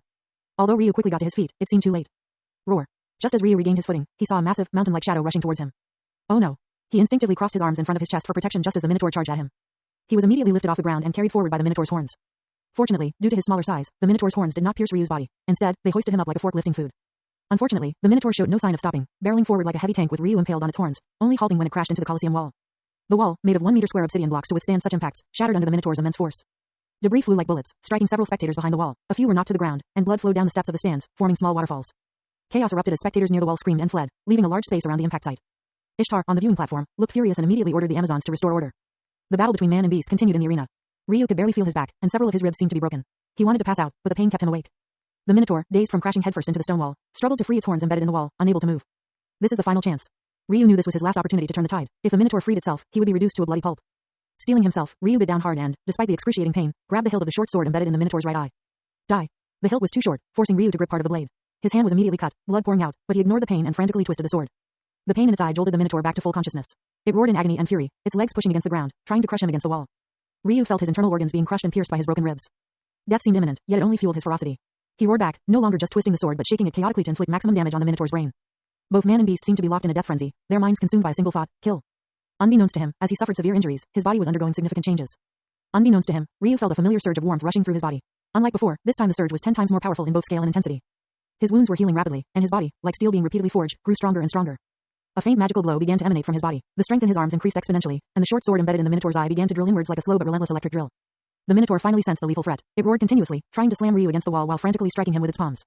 Ryu's body was already frail, and being pressed against the wall by the Minotaur's horns, the angle, and the horns' protection, made its strikes ineffective. Not entirely ineffective, though. Some of its blows hit the wall, some hit its horns, and a larger portion landed directly on its face. The Minotaur, like it was in a state of penance, slapped its face repeatedly. This absurd scene brought a bizarre sense of amusement to the blood-soaked, brutal arena. Ryu, however, had no intention of letting it off so easily. The Minotaur's blood splattered onto his face, fully awakening the dark and bloodthirsty side within him. Die, die, die. Ryu was no longer satisfied with merely twisting the sword to make it sink slowly. He suddenly clenched his fist and hammered it down on the sword's hilt as if it were an iron hammer. Ignoring the injuries from the hilt stabbing his hand and the blade cutting his palm, Ryu's near-masochistic assault seemed to push the magical energy within his sword to its limit. Just die already. Ryu clasped his hands together and then hammered down on the hilt with all his might. With his action, a black and white magical glow suddenly appeared, forming intricate magical circuits on his arm. At the moment his hands made contact with the hilt, the black and white magic intertwined and surged through the hilt into the Minotaur's brain. Then, with a loud bang, the Minotaur's enormous head exploded. Thud, the headless body of the Minotaur collapsed and instantly turned to black ash, dispersing into the air. A large, dark, and more profound magical stone, the size of Ryu's head, fell to the ground.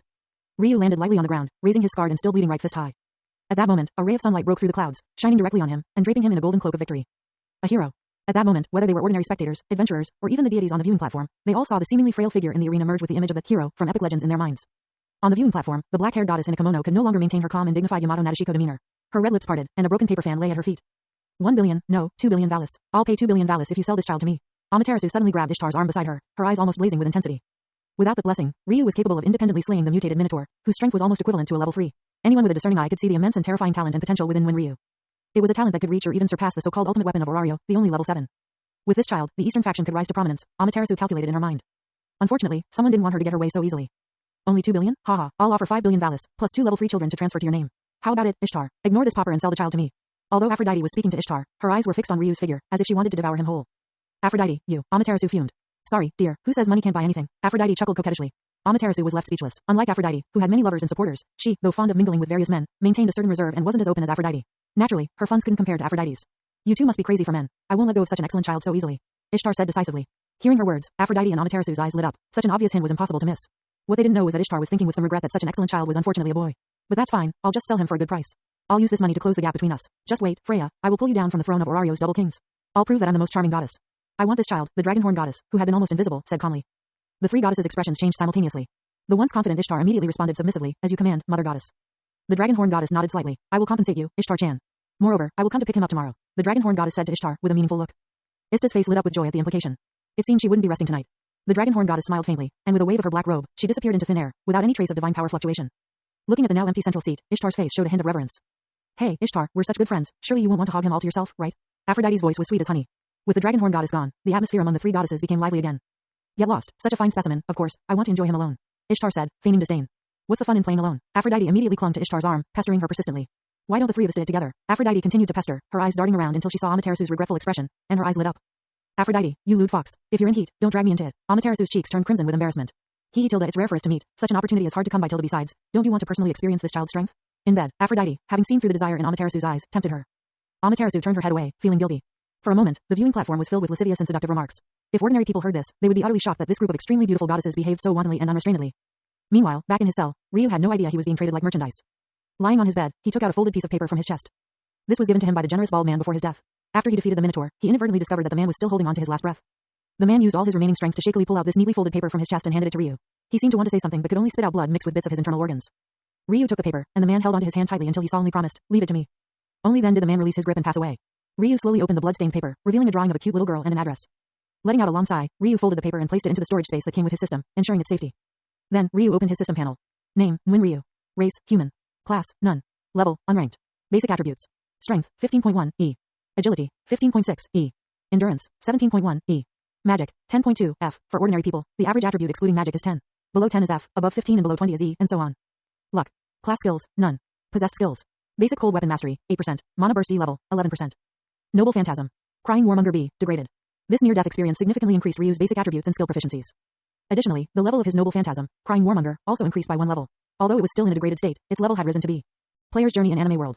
Published by Web Novel. Summary. An FGO player named Nguyen Ryu miraculously gets a rare SSR with a single draw. Overwhelmed with excitement, his phone explodes, unexpectedly causing him to travel to another world. There, he obtains a modified FGO system. Possible world. Danmachi Re. Zero No Game No Life Fate series. The cover photo is not mine. Credit goes to the owner. FGO, 6. Amazons, what's going on here? Goddess Ishtar, interrupted at a critical moment, was instantly furious. Soon, the sound of chaotic footsteps approached. An Amazon, her arm dripping with blood, staggered into the chamber. Bad news, mistress. The Freya Familia has broken through. What? Ishtar was both shocked and enraged. How dare she? It's true. Lady Legia has already led people to stop them, but the Freya Familia is too powerful. Lady Legia can barely hold them off. Please, mistress, leave here with me quickly. The Amazon spoke anxiously. As if to confirm her words, the sounds of battle outside the chamber grew more intense, clearly moving closer.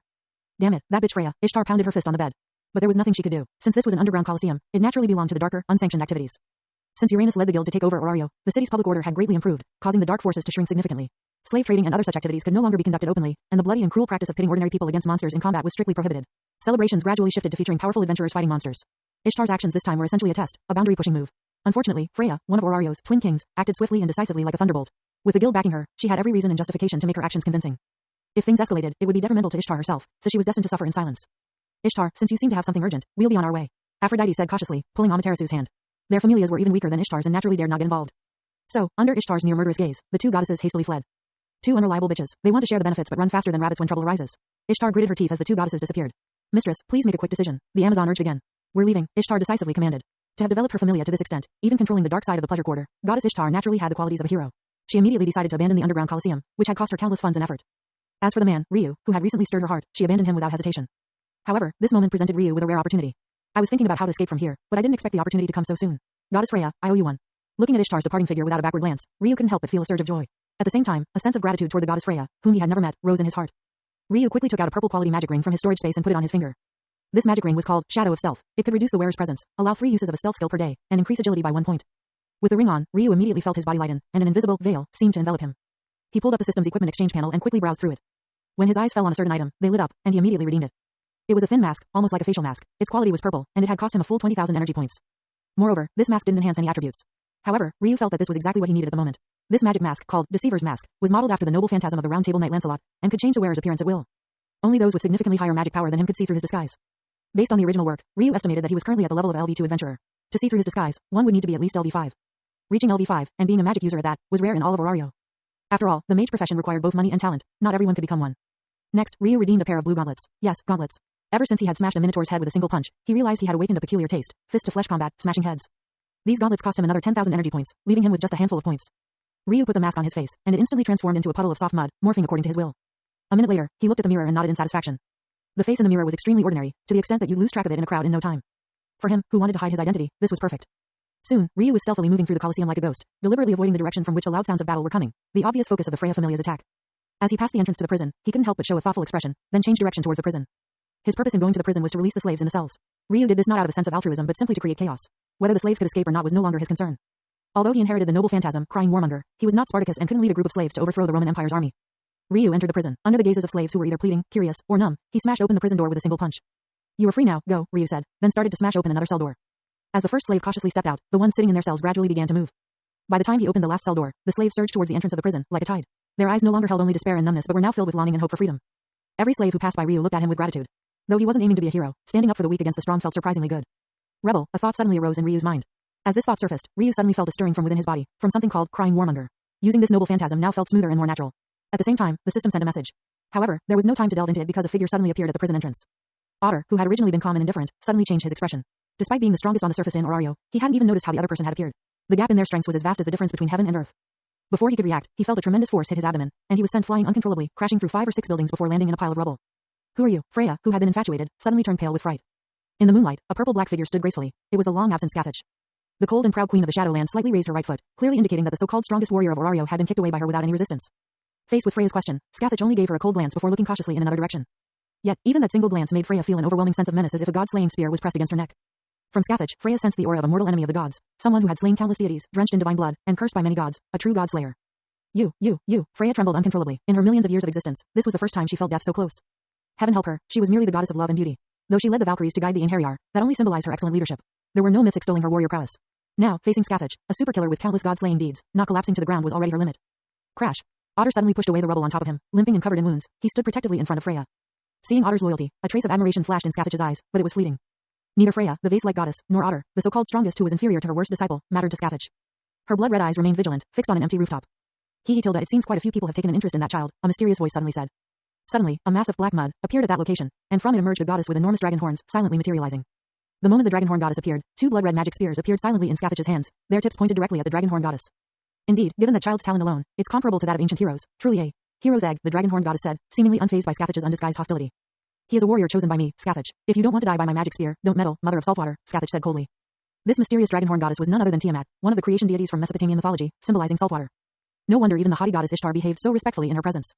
In this world of Orario, where gods coexisted, primordial deities held the highest status. Even though the gods had sealed their divine powers by mutual agreement, these primordial beings could easily bypass such restrictions and wield their powers without being expelled from the mortal realm. To put it simply, if Orario were like a massive online game, the gods would be like the programmers, while the primordial deities would be akin to project managers with higher level permissions. Powerful and enigmatic. Don't be hasty, queen of the Shadowland. I believe we might not be enemies, Tiamat said calmly and with a smile, despite Scathach's unmerciful threat. After such a long time, it's rare for anything to capture my attention, but that child has deeply intrigued me. Indeed, regardless of our ultimate goals, our positions are aligned in wanting that child to grow stronger. Am I right, queen of the Shadowland? Though Scathach remained silent, Tiamat knew this signified her tacit agreement, giving Tiamat more confidence in persuading her. So, why don't we join forces? As for the end, let the child decide, between you, me, or someone else. What is your goal? Scathach seemed unmoved. Possibility. I want to see that child's potential, whether he reaches the divine realm with a mortal body, or beyond. I want to see the immense potential within that child come to fruition. Tiamat's eyes sparkled with extraordinary fervor, not the pursuit of knowledge of a mad scientist, but a relentless obsession that had waited for hundreds or thousands of years, just for that moment of brilliant splendor. Remember what you said today. If you break your word, I, Scathach, swear as the queen of the Shadowland, I will take your life. As Scathach spoke, the magic spears in her hands turned into red light and dissipated into the air, indicating her agreement with Tiamat's proposal to join forces and witness, even catalyze, Ryu's growth. As for the possibility of Tiamat lying, Scathach was not worried at all. Gods might conceal the truth, but they do not lie. At their level, they even disdain concealment. As for Freya and Otter, standing nearby, both Scathach and Tiamat treated them as if they were invisible. Orarios, twin kings, the strongest familia, the ultimate weapon? These titles held no significance in their eyes. After reaching an agreement, the figures of the two powerhouses disappeared into the night. Otter's face displayed a strong sense of humiliation and unwillingness, so this was how powerless he, the strongest, truly was. Tilda ha ha ha. Freya, who had been standing there in a daze, suddenly began to giggle, then laugh louder and louder, finally breaking into unrestrained, manic laughter. At that moment, her violet eyes were filled with endless madness. What about the mother of saltwater, the primordial? What about the queen of the Shadowland, the godslayer? That child alone. I must have him. If you want my life, I'll gladly give it to you. Neither Tiamat nor Scathach regarded Freya, the vase-like goddess, as significant. However, they forgot that even a vase can be extremely terrifying when it goes mad. Moreover, this goddess Freya was no ordinary lunatic. In mythology, she could search the entire world crying for her lost husband, and she could also do unspeakable things with 4 dwarves just for a golden necklace. Putting everything else aside, her determination to achieve her goals was chillingly horrifying. As Ryu left the gladiator arena, the entire labyrinth city began to stir. Player's Journey in Anime World. Published by Web Novel. Summary. An FGO player named Winryu miraculously gets a rare SSR with a single draw. Overwhelmed with excitement, his phone explodes, unexpectedly causing him to travel to another world. There, he obtains a modified FGO system. Possible world. Danmachi Ri. 0 No Game No Life Fate series. The cover photo is not mine. Credit goes to the owner. FGO 7. To completely escape from Pleasure Street in the control of the Ishtar familia, Ryu, enduring the intense pain in his body, ran across the central tower of Babel to the other side of the labyrinth city, Orario. It seemed that the sense of danger in his heart had significantly lessened, causing the fatigue and hunger that he had momentarily ignored to catch up with him all at once. He needed to find a place to eat and rest immediately. Feeling his body protesting in various ways, he made a prompt decision. However, he quickly stopped, for a simple reason: he had no money. As a slave gladiator, he had no human rights, no wages, and his food barely kept him from starving. Even during the festival, when he had killed that mutated minotaur, the large magic stone worth tens of thousands of valis that had dropped was unceremoniously taken by the Amazons. Should he use the items exchanged from the system to get money? Ryu frowned. To be honest, this was not a wise choice. Products from the system are always top-notch. This saying was no joke. Even the healing potions produced by the system far surpassed those made by gods who specialized in herbs and alchemy, something he had personally tested. After all, according to the gods' contract, deities in the lower world were not allowed to use divine power without permission. Without divine power, even potions personally crafted by gods were just average. If Ryu used the system's healing potions to get money, it would attract attention from those with ill intentions, leading to more trouble. As for magic equipment, he couldn't even let people see it. As an ordinary, non-adventurer, carrying a magic item worth millions of valis would be like openly inviting trouble from unscrupulous adventurers. As Ryu pondered, a slender hand suddenly reached over from behind and lightly tapped his shoulder. Are you okay? A voice gently asked. Ryu was startled, his body reacting almost instinctively, clenching his fist, turning, and swinging. When he turned around and saw the person behind him, he realized he had overreacted and quickly tried to retract his fist. Ryu's movements were fluid and explosive, almost on par with top-level adventurers of level 2. However, as fast as he was, someone was even faster. The other figure standing beside the person he almost hit instantly moved, striking Ryu's hand with lightning speed, forcing his fist to veer off course. The punch's wind brushed past the fair and beautiful face of the person, who ignored Ryu's extremely rude move and instead clasped her hands together, apologizing with a smile. Sorry, did I scare you? She even stuck out her tongue playfully. Ryu looked carefully and immediately recognized the two lovely figures. The one he almost hit had a somewhat familiar face, with short silver gray hair and eyes of a similar color. She wore a green dress with an apron tied in front, looking very much like a restaurant cook. With such a distinctive appearance, a person immediately came to Ryu's mind. Seer Flova, Freya's alter ego, bore a striking resemblance to Freya, though their temperaments were worlds apart. Seer appeared more youthful and lively, with a hint of devilish playfulness, whereas the goddess Freya exuded a mature elegance. As for the girl standing beside Seer, she was an elf with a similar outfit. She had short green hair that exuded a natural aura, blue eyes, pointed long ears, and a face as delicate as a doll. However, this elf girl radiated an icy demeanor that kept others at a distance. At this moment, the elf girl was scrutinizing Ryu with a cold gaze, standing half a step in front of Seer to protect her. Ryu immediately understood that this was another important character from the original story, the elf girl, Ryu. Like Seer, she was a staff member at the tavern, hostess of fertility, and a semi-retired level 4 adventurer. No wonder she could easily deflect my attack. As Ryu pondered, he offered an apologetic smile. It's my fault. I just came back from the dungeon and haven't adjusted my state yet, so I was a bit tense. I see. Sir's eyes lit up. Since you just came out of the dungeon, you probably haven't eaten anything yet. How about coming to our place for a bit? I'm not hungry. Ryu instinctively refused, but as soon as he spoke, his stomach betrayed him with a growl. Silence. In that instant, Ryu felt overwhelmingly embarrassed, his face turning red. Hee Tilda. Seer couldn't help but giggle. Then, as if they were old friends, she took Ryu's arm and half forced him to walk forward with her, saying enthusiastically, Come on Tilda, don't be shy. We have special dishes tonight, Tilda. Seer. At this moment, the elf girl Ryu suddenly spoke up. Come here, I need to talk to you. Sorry, please wait a moment, Tilda. Seer smiled apologetically, let go of Ryu's arm, and turned to the corner with Ryu. Ryu instinctively glanced at Seer's back and wiped the non-existent cold sweat from his forehead. This girl was too enthusiastic, making it hard for him, a newly transferred homebody, to handle. On the other side, a conversation about him began between the two girls. What is it, Ryu? Seer asked nonchalantly, smiling carefreely. Ryu frowned slightly, her tone somewhat stern. You should know very well that he was lying just now. When monsters appear, they create a great disturbance, making it hard to ambush adventurers. His stance clearly showed he was wary of adventurers. He didn't just come out of the dungeon. Ryu paused, her face serious. I smell human blood on him. With her words, the atmosphere immediately dropped to a freezing point. After a long silence, Seer suddenly smiled, a mysterious light flickering in her gray eyes. So what, does it matter who he is? And besides, Ryu, having just crossed paths with him, what do you think of his strength? Not as strong as me, Ryu replied without hesitation. So, do you think he could cause any trouble in front of Mamma Mia? Seer's smile widened. No, Ryu answered almost instantly, recalling the terrifying strength of the level 6 woman. Then there's no problem, let's go. With that, Seer led the way out of the corner. Wait, Ryu reached out to grab Seer's arm but was a step too late, shaking her head helplessly. Sorry to keep you waiting, shall we go? Seer unreservedly took Ryu's arm again, as if afraid he might escape, dragging him forward. Wait, I haven't introduced myself, have I? My name is Seer Flova. Remember it, Tilda. Listen. And that elf girl over there is Ryu, Tilda. About me. I'm telling you, our tavern's food is the best in all of Orario. And so, Ryu was directly pulled into the tavern by the enthusiastic Seer. Seer warmly ordered a large amount of food for him, all of which were specialty dishes displayed on the wall. As everyone knows, in any establishment, the dishes displayed as specialties are either the most profitable or the chef's best dishes, and these specialty dishes are often not cheap. Ryu calculated silently in his heart. This meal alone would cost 3 to 4,000 valis, almost equivalent to a level 1 adventurer's daily income. While he was silently calculating. Thud. The sound of a plate hitting the wooden bar resonated as a large plate of aromatic roasted pork ribs was placed in front of him. Just from the heavy thud, he knew that this plate of meat was hefty. Eat up, young men need to grow, don't be shy. The tavern's owner and chef, Mamma Mia, laughed heartily. Despite her stout figure and middle-aged appearance, Mamma Mia, the owner of Hostess of Fertility Tavern, was also the former captain of the Freya Familia, a retired level 6 adventurer. By the way, this tall and stout woman, whose physique was comparable to a bear, was of the dwarf race. Seriously, this seems like a genetic throwback mutation. But Ryu was too exhausted to complain. Another 1,000 valis added. Looking at the table full of aromatic dishes, Ryu's heart became completely numb. Knowing the original story well, he understood that there was no way he could escape from this formidable woman. This seemingly ordinary tavern was full of hidden monsters. Not to mention the owner, a top-tier adventurer, even the female staff members were extraordinary. The goddess's alter ego, a level 4 adventurer blacklisted by the guild, a level 4 assassin, and a level 4 bounty hunter. They could be described as the hidden criminal underworld of Orario. Facing inevitable doom, whether sooner or later, Ryu gave up trying to avoid it and indulged himself in the feast before him. Perhaps his stronger body required more energy, or maybe he was just really hungry. At an astonishing speed, he devoured the entire table of food, which made Mamma Mia, behind the bar, smile with satisfaction. But Mamma Mia's smile quickly disappeared. I don't have any money on me. By now, it was late at night, and the tavern was filled with adventurers. They were either drinking and toasting or loudly bragging about their adventures, creating a lively and noisy atmosphere. As soon as Ryu spoke, the bustling tavern suddenly fell silent. Oh Tilda, you've got some nerve, young man. This is the first time someone has dared to dine and dash in my place. Mamma Mia's warm and hearty expression instantly turned menacing. Crack. She instinctively slapped the bar, and the thick, rock-hard wooden bar suddenly caved in a large chunk. Her terrifying arm strength was evident. The adventurers, who had been laughing and drinking, sobered up instantly. The adventurers at nearby tables quietly picked up their utensils and moved away. I never said I was going to dine and dash. I just don't have any money on me right now, Ryu said calmly. Wait, Mamma Mia, I was the one who insisted on bringing him here. How about I cover this meal? Seer, who had been serving other customers, noticed the commotion and quickly came over. Ryu immediately raised his hand to stop her. I'm still a man. I'm not at the point where I need a woman to pay for my meal. Ryu's voice was firm. From living a worry-free life to becoming a slave gladiator fighting for survival, he had matured significantly in just over half a month. Although Seer had dragged him here, he could have refused. Given that Seer was just an ordinary girl in terms of strength, it was clear he had come willingly, subconsciously seeking a place to eat because he was hungry. Since it was his choice, he had to take responsibility for his actions. Letting a woman take the fall was not something a real man would do. As for being labeled a male chauvinist, so be it. He was fine with it. Moreover, he had his own plans, and the current situation was not beyond his expectations. Ryu didn't notice that when Mamma Mia saw Seer coming over, especially after hearing that Seer had dragged him here, she frowned slightly, a hint of helplessness flashing in her eyes. So, please let me run a tab or let me stay and work off my debt, Ryu said, his eyes glinting with an indiscernible light. Mamma Mia pondered for a moment before speaking. Running a tab is out of the question. Our establishment has never had such a precedent and won't start now. You'll have to stay and wash dishes. Wait, Ryu interrupted, meeting Mamma Mia's stern gaze with a confident smile. When did I ever say I wanted to be a dishwasher? What I meant was, head chef.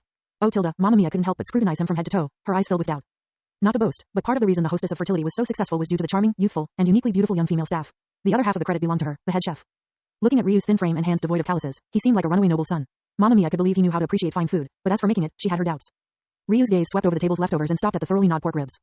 How about this? Today's special seems to be pork ribs. Why not let me make a serving for you to taste? If mine is better than yours, let me stay on as the head chef. Don't say I didn't warn you. If you fail or waste ingredients, you'll have to pay for them, Mamma Mia said, crossing her arms and smirking. Some adventurers who overheard their conversation also derisive glances at him. That guy says his cooking is better than Mamma Mia's. He looks like a pretty boy from the Apollo Familia. Can he even cook? Hope he doesn't poison anyone. Can he even finish it without burning down the kitchen? Ha ha ha. Reputation is built over years, and Mamma Mia's culinary skills have been vouched for by Orario's adventurers for years. No problem. Ignoring the commotion from the crowd, Ryu walked straight into the kitchen. Player's Journey in Anime World. Published by Web Novel. Summary. An FGO player named Win Ryu miraculously gets a rare SSR with a single draw. Overwhelmed with excitement, his phone explodes, unexpectedly causing him to travel to another world. There, he obtains a modified FGO system. Possible world. Danmachi Re. 0 No Game No Life Fate series. The cover photo is not mine. Credit goes to the owner. FGO, 8. Don't think that Orario's cuisine system is the same as those ancient times when food was merely cooked to be edible. With the descent of the gods, various forms of enjoyment have rapidly developed. Spices and basic cooking methods such as frying, boiling, and grilling have matured throughout Orario. In fact, due to the craftsmanship and experience of the gods combined with the magic-filled environment, the quality of ingredients in Orario surpasses that of Earth. But that's about it. Ryu was not afraid at all. On Earth, before he traveled through, the collision and fusion of Western and Eastern cuisines and the maturity of molecular gastronomy had elevated Earth's culinary standards to another level. In this world, regarding culinary knowledge, Ryu considered himself second to none. No one, mortal or god, would dare claim the first spot. Knowledge was one thing, but his other advantage was his golden finger. Apart from combat skills, the system could be exchanged for any other life skill. Not only was this extremely cheap, but it was also instantly usable without any obstacles, making it the perfect helper for traveling, killing, and arson. After deciding to stay at the hostess of fertility, Ryu immediately targeted the system store. The initial stage of medicinal cooking, 100 energy points, from Hisako Arado. Food Wars, closing square bracket. The mid stage of the medicinal cooking, 300 energy points. Exchange. Exchange. Exchange. Ryu immediately exchanged for the mid-stage medicinal cooking skills without hesitation. A large amount of culinary experience was instantly crammed into his brain by the system. Perhaps the techniques were a bit raw, but with his extraordinary physical prowess, any lack of experience could be completely compensated for by his refined skills. This level of culinary skill was comparable to the protagonist Yuki Hirosoma's post-academy festival, akin to the lower-ranked members of the Elite 10. Mamma Mia's cooking was indeed good, but unfortunately, it was just good. Not only could it not compare to the main characters of Food Wars, but it also fell short of the supporting characters. It was time to showcase his true culinary skills. Just as Ryu picked up the kitchen knife, the powerful aura of a culinary master suddenly burst forth. Mamma Mia, who worried that Ryu might set the kitchen on fire, was stunned by his aura the moment she reached the kitchen door. In Ryu's hand, the kitchen knife drew silver lines in the air, and the spices and ingredients were instantly cut into perfectly even sizes. Meanwhile, parallel incisions were made on the pork ribs for better flavor absorption. With a flick of his hand, he deftly placed the ribs onto the grill. Then, he demonstrated how to sprinkle spices like conducting a symphony. As the final handful of cumin-like spice was tossed, the kitchen was instantly filled with an intensely rich aroma. Then the aroma wafted out from the small kitchen, quickly permeating the entire tavern. What is that? It smells amazing. Mamma Mia, is this your new dish? Give me a serving. Me too. The tavern's patrons began shouting. Meanwhile, the black-haired cat girl who was doing the dishes in the kitchen with Ryu was hit even harder by the scent. Her cheeks flushed red, her lips glistened suspiciously, and she almost unconsciously followed Ryu around. The dish was so well prepared that Mamma Mia knew she had already lost it without even tasting it. However, Ryu wasn't satisfied with just that. He tossed the roasted pork ribs into another frying pan, seared them lightly, drizzled a few drops of lemon juice, and then finally plated the dish. With the final touches, not only did the aroma seem to be locked inside, but the color of the pork ribs also became more vibrant, as if they were cast in gold. The plating itself was meticulously designed by Ryu, with various vegetables and sauces complementing the golden, fried pork ribs in the center, creating what looked like a finely crafted piece of art. Please. Ryu presented the finished dish to Mamma Mia. Mamma Mia gave him a deep look, picked up a knife and fork, and gently cut into the pork ribs. Boom. An even richer aroma burst forth, and within the intense blend of grease and spices, there was a hint of fresh, elegant lemon. The richness and freshness complemented each other perfectly. Even patrons a full 10 meters away couldn't help but drool at the smell.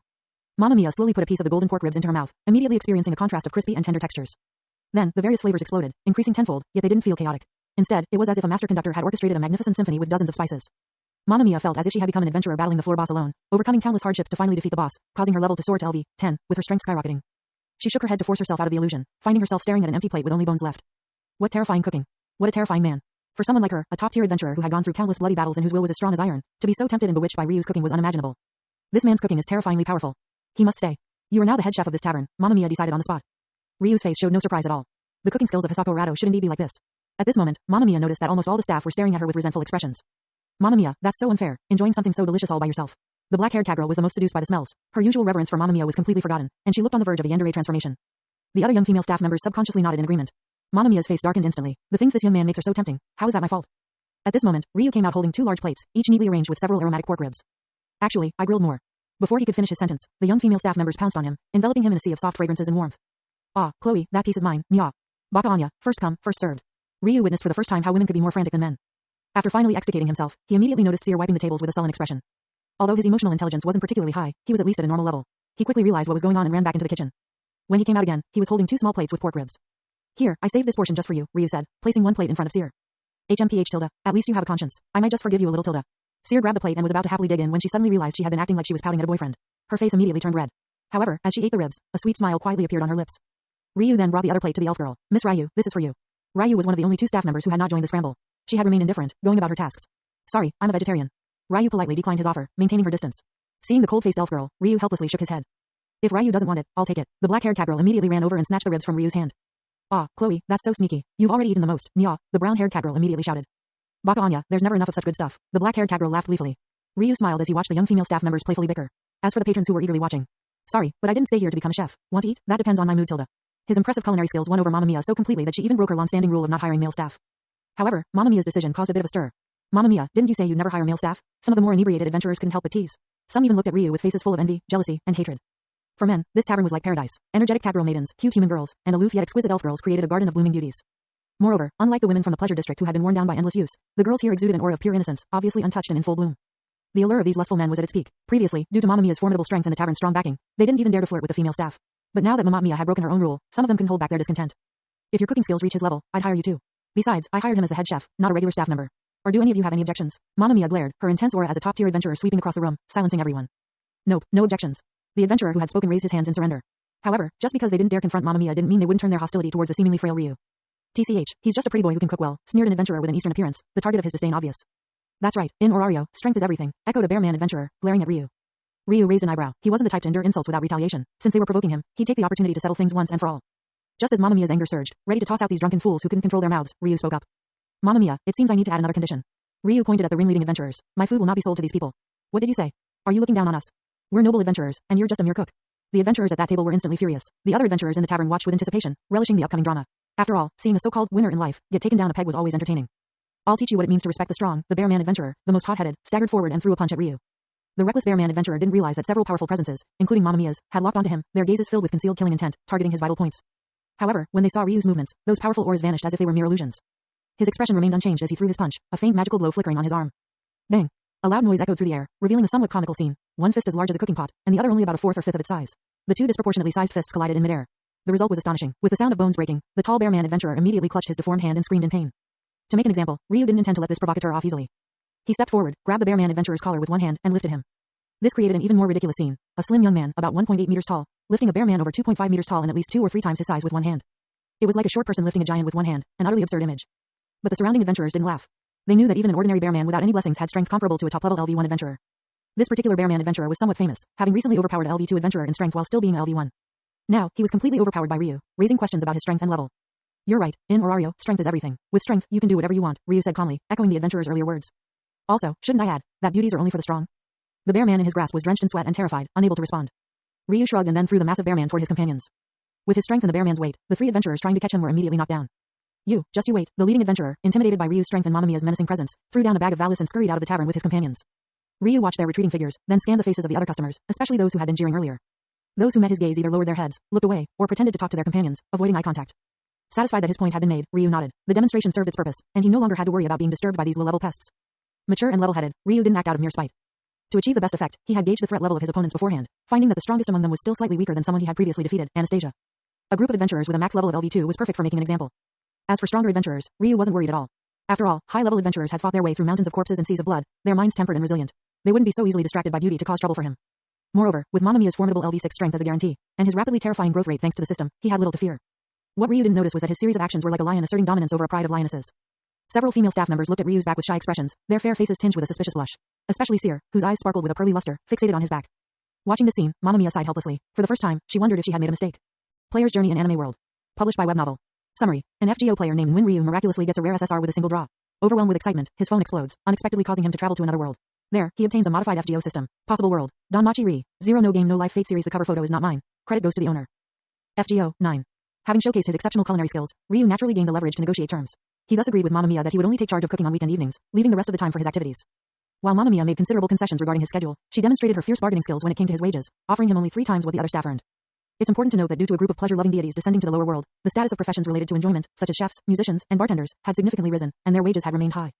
Given Ryu's culinary prowess, it's no exaggeration to say that he could earn 5 to 10 times more at a higher-end restaurant. The reason Ryu chose to stay at the Hostess of Fertility was, of course, to use the tavern's hidden strength and the power behind it to evade the pursuit of the Ishtar Familia. As for the wages, he didn't care much about them. Just like in the game, the deeper one ventured into the dungeon, the higher the level of the monsters encountered, and correspondingly, the more valuable the magic stones and other drops became. With his strength comparable to a top-tier level 2 adventurer, going below the 10th floor of the dungeon posed no significant problem, and he might even earn a month's wages in just one day. However, when it came to arranging his accommodation, Mamma Mia was completely unceremonious in tossing him far away.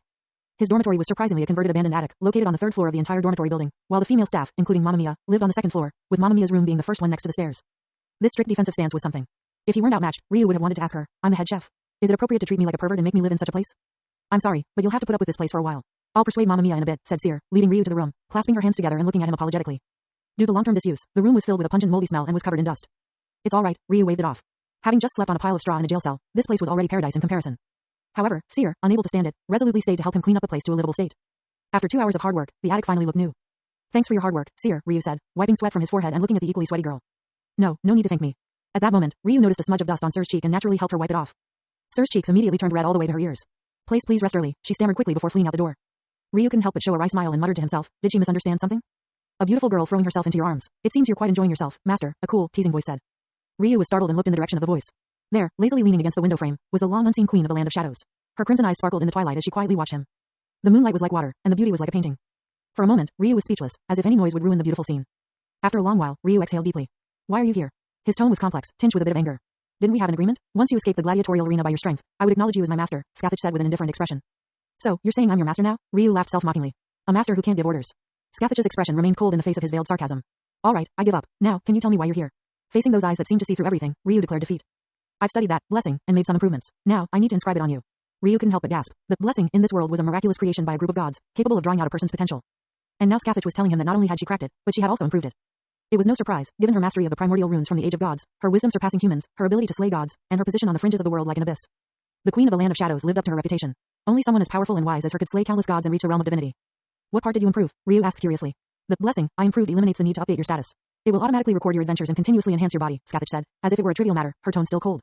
Ryu was utterly stunned. This improvement alone outclassed the gods' blessing by a mile. Shisho is invincible. Ryu now truly understand this phrase. By the way, Scathach had a fondness for teaching, earning her the affectionate nickname, Shisho. And now, although Scathach hadn't explicitly said it, she regarded Ryu as her disciple. Ryu could already foresee a challenging future. With Scathach's improved blessing, would immediately complement the noble phantasm crying warmonger, significantly accelerating his growth. Despite her harsh methods, it was undeniable that Scathach was an excellent teacher. "Come on." Ryu took off his shirt, adopting a look of noble sacrifice. Scathach didn't waste any time, pressing him down onto a chair and forcing a drop of blood from her fingertip. "Wait, are there any side effects?" Ryu asked instinctively. "It will be very painful," Scathach replied, her hand already moving to his back as a mysterious and intricate magic circle unfurled. "Can I call a stop?" Ryu weakly asked. "You are a warrior. You must endure this pain." Scathach mercilessly denied his request.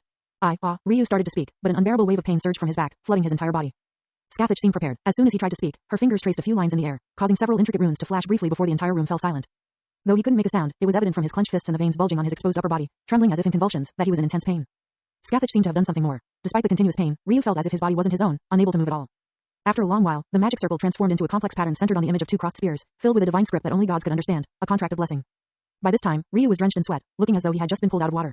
But when he turned his head, he saw the exhausted queen of the land of shadows. Her red lips were slightly parted, her breath fragrant, her pale face flushed with a sickly red, and beads of sweat trickling down her temples. There was an unmistakable look of fatigue in her eyes. It seemed that this highly effective, improved blessing had taken a tremendous toll on Scathach as well. Seeing the usually formidable queen of the land of shadows showing such a vulnerable side, Ryu felt a warmth rise in his heart. This feeling of being silently cared for was something he had never experienced, not even from his parents. "I won't say thank you," Ryu said, adding, "but I owe you one." "That's given, my master, but if you want to pay me, then get stronger quickly." The iron-willed queen of the land of shadows was back, her earlier vulnerability seeming like an illusion. Without waiting for his response, she lightly leapt, gracefully and swiftly disappearing through the window into the night. Sigh tilde. Ryu couldn't help but sigh. In the gladiatorial arena, Ryu had thought a lot. As he calmed down from the anger of Scathach's ruthless departure, he began to ponder her true intentions. The results spoke for themselves. In the gladiatorial arena, his strength had increased, and his mindset had gradually transformed into that of a competent warrior. So, Scathach's goal was clear. She intended to force him to transform forcibly, both in strength and mentality, through this method.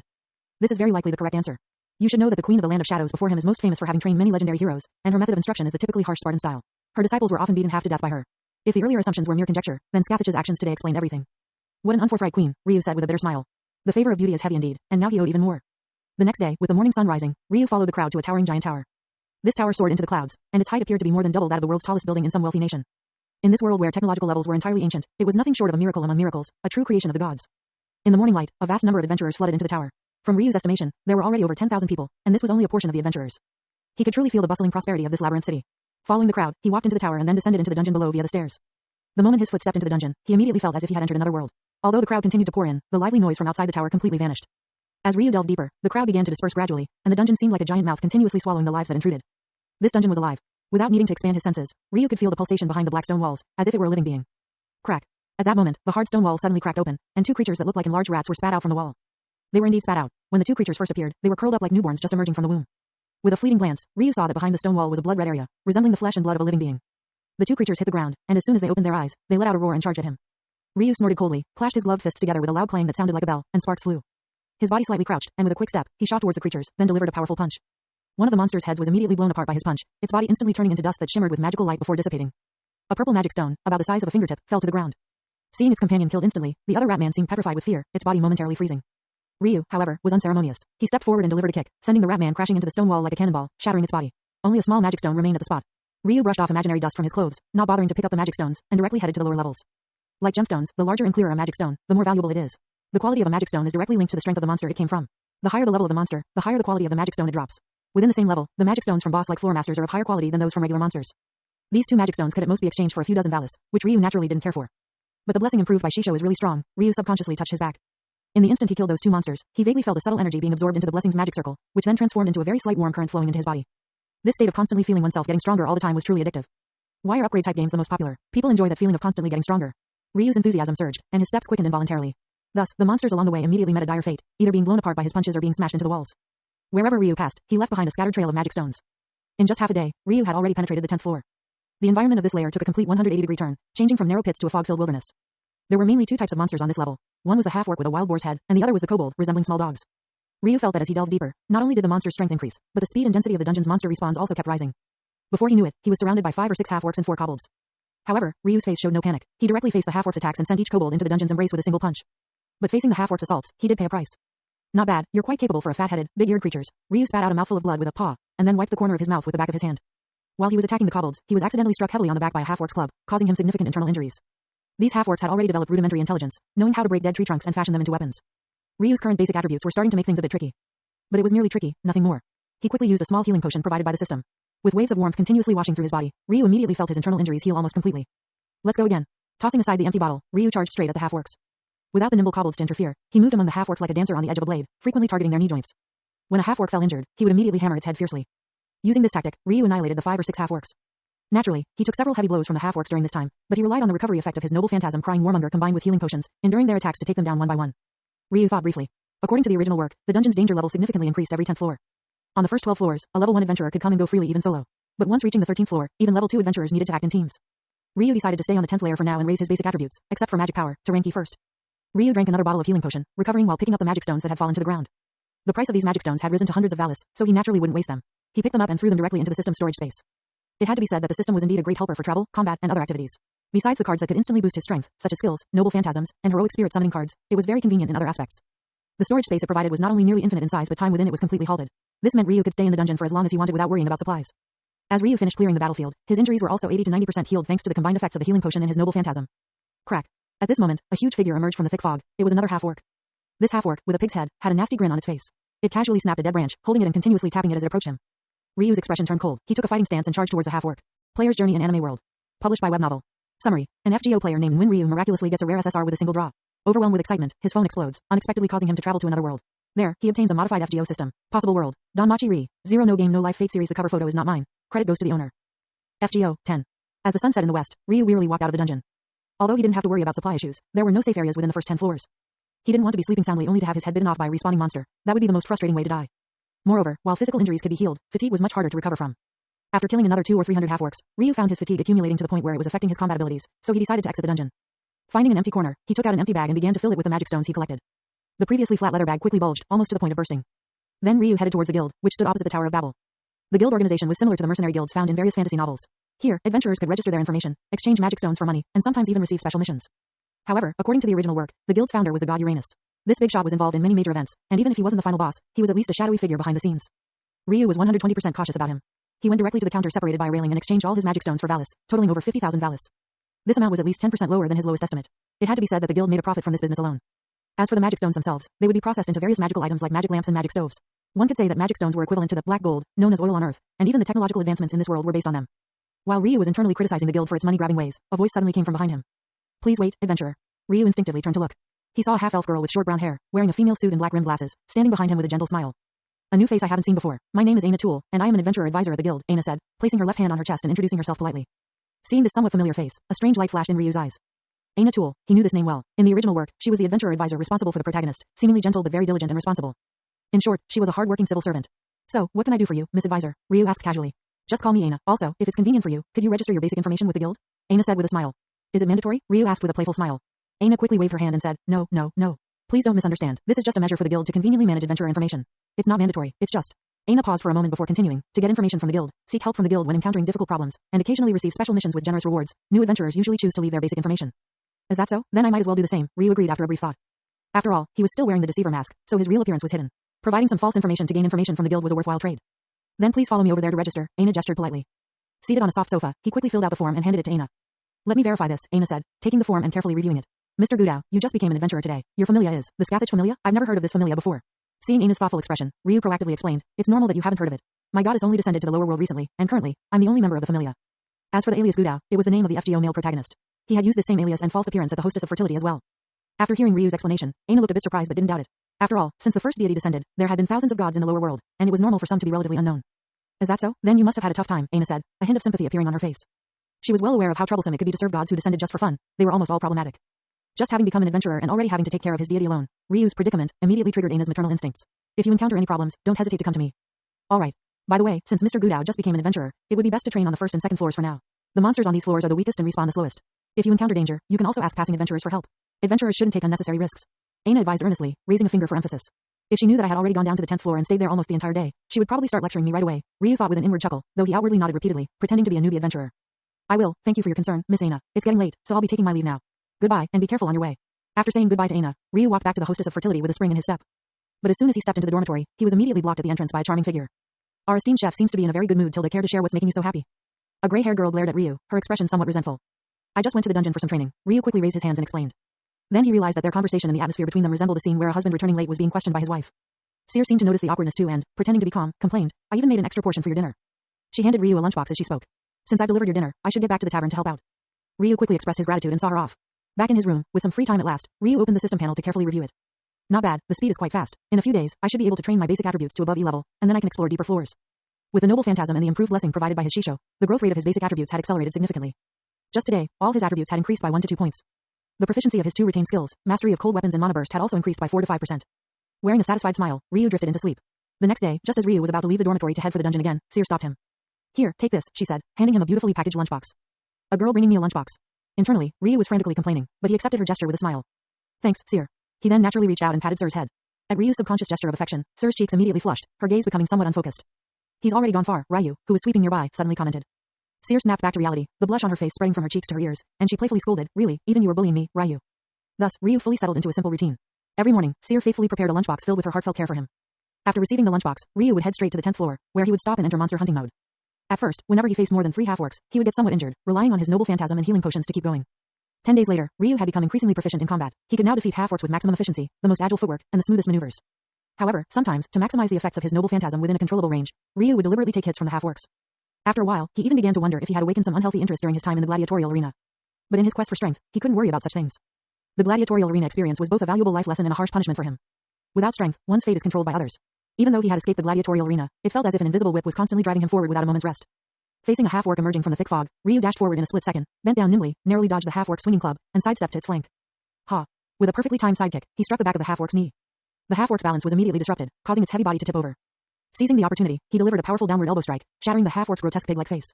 Ryu's entire sequence of movements was fluid, efficient, and precise. Bang! The half-orc's corpse instantly turned to ash, leaving behind a purple magic stone on the ground. Suddenly, Ryu felt a surge of warmth spread throughout his body. Ding! Endurance attribute reached 20 points. Closing square bracket. That's it. No reward, no explanation, just a single line of text to acknowledge it. It shouldn't be that simple. Instinctively, Ryu calmed his mind, carefully sensing the changes within his body. Sure enough, his body had undergone significant transformations. It felt as though he had crossed a threshold and entered a new realm in that instant. No flashy lights, no special effects, but he knew he had surpassed human limitations. Howl. At that moment, a strange wolf-like howl echoed. While Ryu was momentarily distracted, a group of kobolds surrounded him. One kobold charged at the front, and when it was 2 or 3 meters away from him, it sprang forward with a powerful leap. Countless thoughts flashed through his mind. Seeing the kobold's mouth full of razor-sharp teeth, he steeled his resolve, neither dodging nor evading, and deliberately thrust one of his arms into the kobold's mouth. How could the kobold resist the meat delivered to its mouth? Its jaws clamped down hard. Ryu only felt a slight sting in the bitten area, and that was all. The kobold seemed to realize that the thing in its mouth was unusually hard. As it bit down, it let out a muffled growl. You even got addicted, huh? Ryu snorted coldly, grabbed the creature by the scruff of its neck, and lifted the audacious kobold as if it were a chick, slamming it forcefully into the ground. The kobold instantly became a dead dog. After effortlessly killing the group of kobolds, he looked at the place where he had been bitten. He carefully observed for a long time and finally found a shallow row of teeth marks that soon returned to normal. Hiss. Ryu couldn't help but take a sharp breath. This toughness is almost comparable to some light armor. If he were to wear another layer of armor, it would be like wearing double-layered armor, achieving the defensive power of heavy armor without affecting his body's flexibility. Moreover, even the speed of healing wounds had reached an inhuman level. To verify this, Ryu directly slashed his arm with a dagger and simultaneously used his mind to disable the noble phantasm's effect. As a result, the wound still healed at a speed visible to the naked eye. This meant that his natural recovery speed, just from his endurance, had reached the combined effect of the noble phantasm and healing potions. The difference between a basic attribute of 20 and 200 was like heaven and earth. Thus, in the following time, Ryu fully demonstrated what it meant to be impervious to damage and to act recklessly.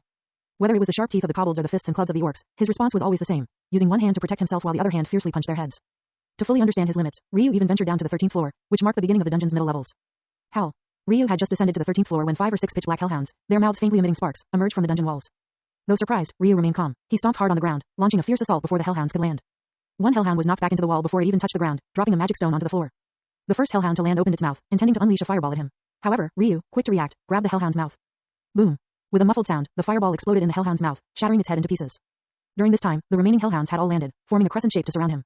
To Ryu's surprise, these hellhounds understood simple coordination.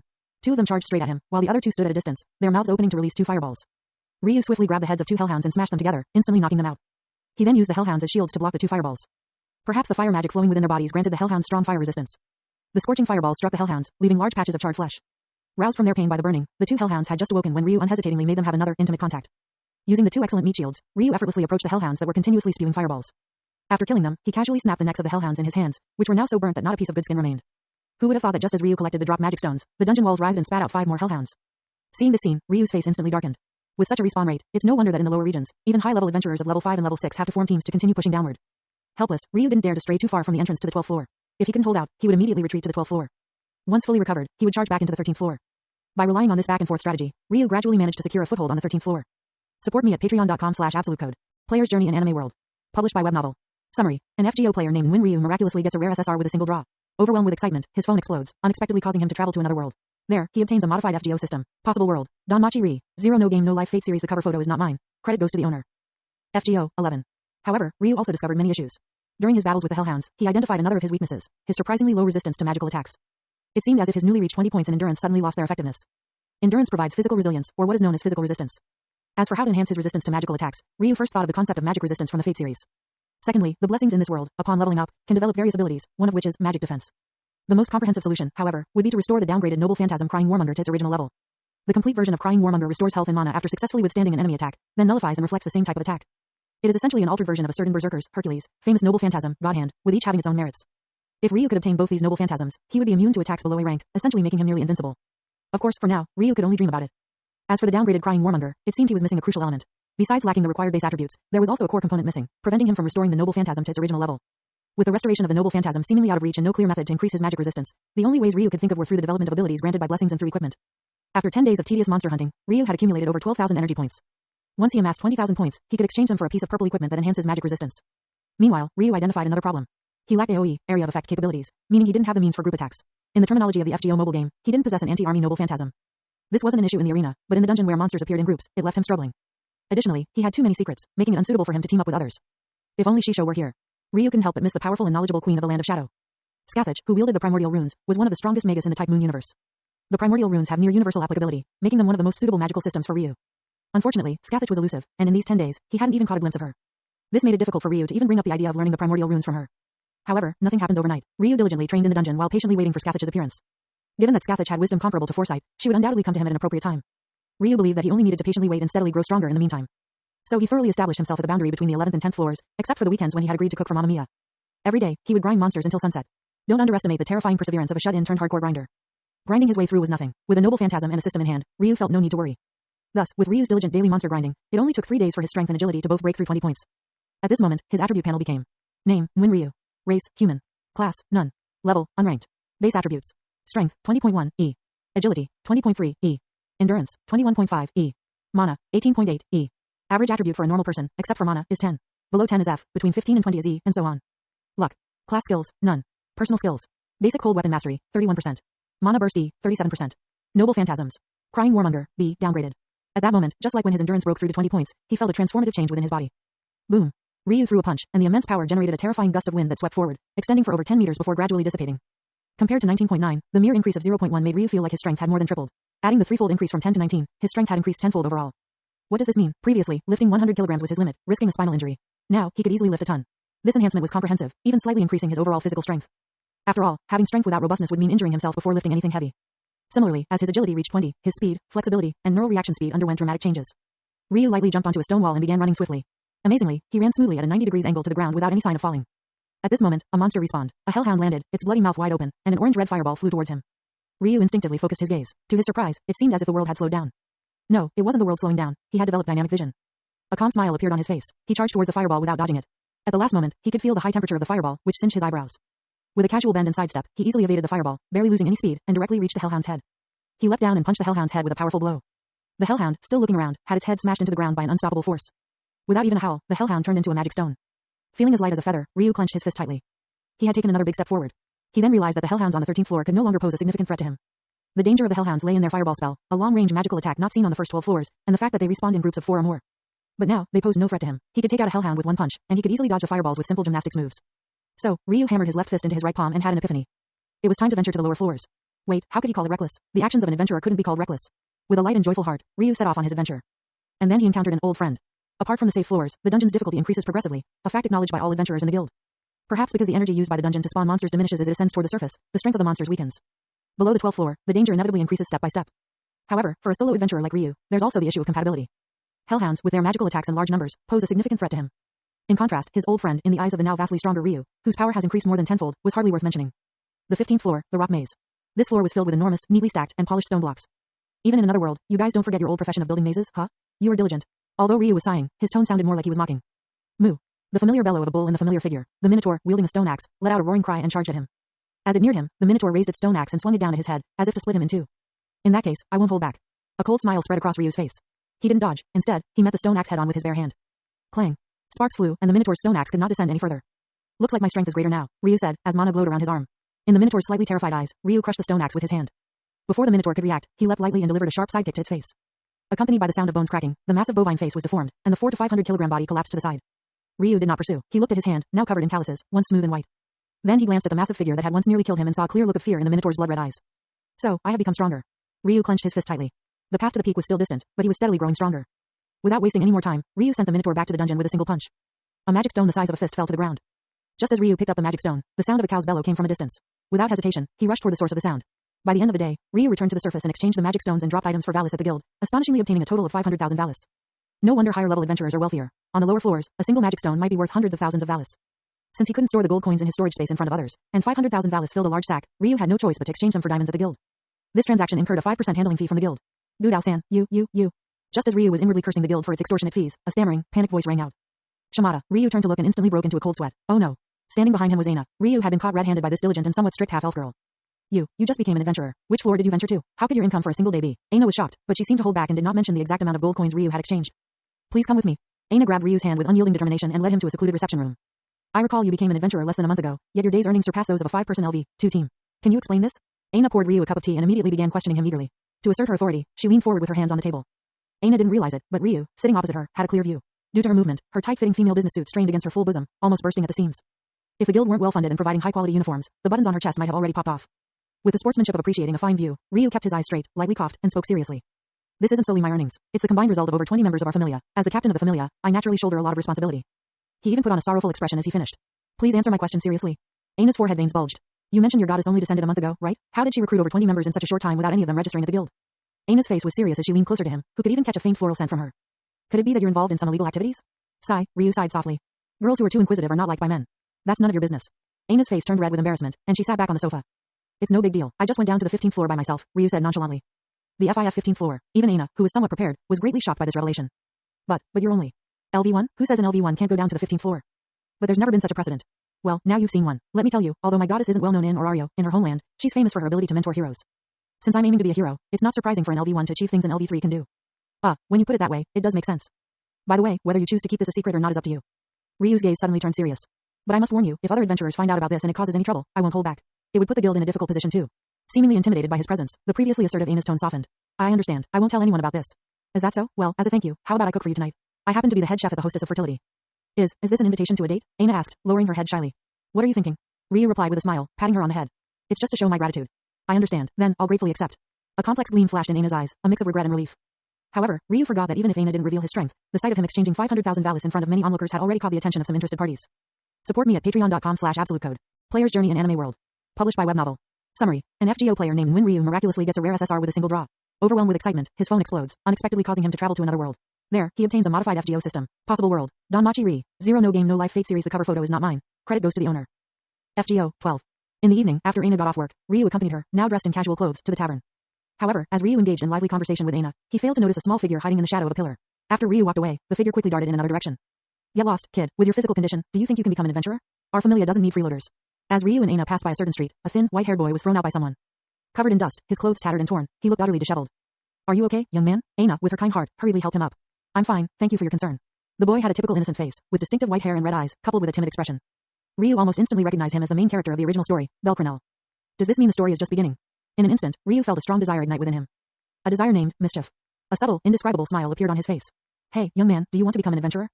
At this moment, Belle had come to Orario with dreams, only to be met with harsh reality, rejected by every familia as a newbie. With his valise almost depleted, he was on the verge of sleeping on the streets when someone suddenly asked if he wanted to join a familia. At that moment, Ryu stood before Belle, with the last rays of the setting sun behind him. The golden light cast a glow that made it seem as if Ryu was draped in a golden cloak. At that moment, Ryu's image overlapped with the heroic figure Belle had read about in stories. Yes, please let me join a familia. I want to become an adventurer. Belle shouted with all his might, preparing to kneel in a full prostration.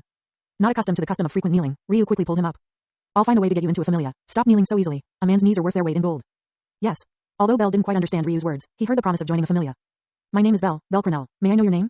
Belle's face was full of gratitude. To him at that moment, Ryu was a hero who had saved him from the harsh reality of the world.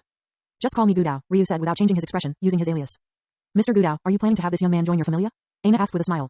Aina, you know my situation. With my goddess's standards, Belle probably doesn't meet the requirements. Ryu replied with a helpless expression. Thinking about Scathach's strict criteria for accepting disciples, it's not just Belle's current physical condition. Even if he unlocked all the cheat codes from the original story, Scathach might still not be impressed. Consider that all of Scathach's students are heroes among heroes, while Belle is just someone who might become a hero. Even as her nominal master, without the system's help, Scathach might not have considered Ryu worthy. Belle, who was eavesdropping, showed a deeply dejected expression upon hearing that this might fall through. Don't worry, Belle, I promise you'll join a familia, Ryu assured him with a peculiar smile. Feeling reassured, Belle didn't notice Ryu's strange expression. Wandering around outside all day, and now you want me to bring this white-haired kid into the Freya familia? Mamma Mia wore a fierce expression, enhanced by her powerful aura as a former LV6 adventurer. Already timid, Belle was so frightened that he hid behind Ryu. When he heard that Ryu was recommending him to join the Freya familia, he became even more nervous, biting his hand anxiously. Freya familia, the Freya familia. Aina was equally shocked. That's right, the Freya familia, one of Orario's twin kings, with the strongest adventurers, Ryu said with a smile, pulling Belle in front of Mamma Mia. But to Belle, Ryu's smile seemed devilish. You got a lot of secrets. I won't ask how you know about my connection with the Freya familia. But tell me, what makes you think this wobbly kid can join the Freya familia? Mamma Mia looked at Belle with obvious disdain. Don't worry about that, just take Belle to Goddess Freya. She'll let him join, Ryu said firmly. I don't know where you get your confidence, Mamma Mia sighed. Listen, I'll help you this once and only take him to the goddess. Whether she accepts him or not is up to her. Thanks, please make sure to take him to the goddess, Ryu emphasized repeatedly. Oh, and I have a gift for your goddess as well. Could you deliver it for me? Ryu said, running back to his dorm. When he came out, he was holding a delicate glass bottle. Is this red wine? Mamma Mia asked, taking the glass bottle. Under the dim light, the liquid in the glass bottle shimmered with a ruby-like luster. Of course not, this is a cocktail I mixed myself, called Bloody Queen. Instead of wasting time on these things, why don't you spend some time updating the menu? Mamma Mia said irritably. If I remember correctly, the tavern's business has doubled, especially on weekend nights when I'm in charge.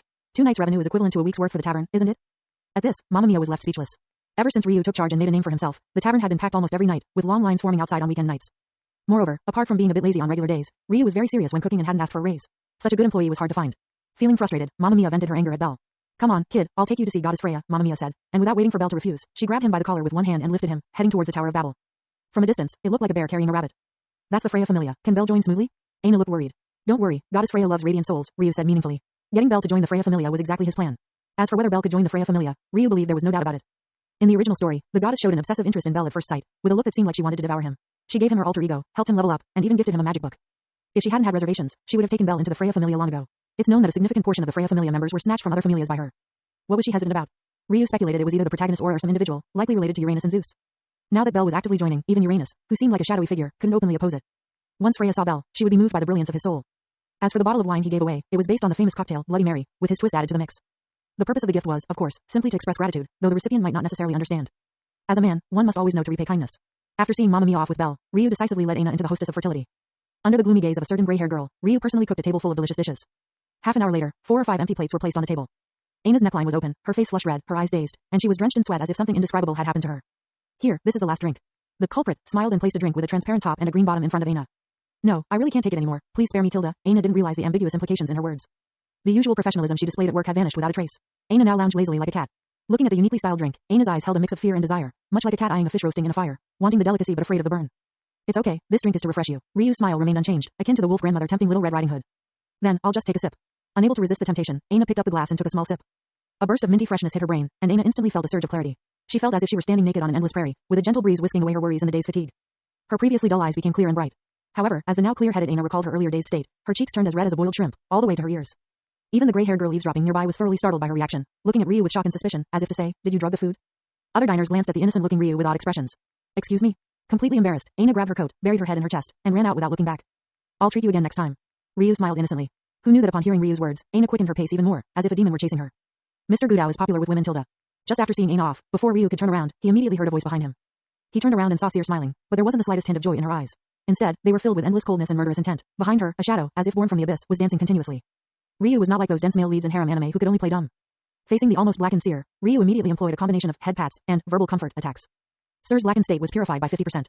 Ryu then launched an offensive with desserts and drinks. Seer's blackened state completely disappeared, and she was utterly lost in a culinary fantasy. Having finally dealt with Seer, Ryu couldn't help but wipe the sweat from his forehead. He then noticed that Ryu was looking at him with a strange expression, her cold eyes gradually filled with disdain, as if she were looking at a perverted scumbag who toyed with girls.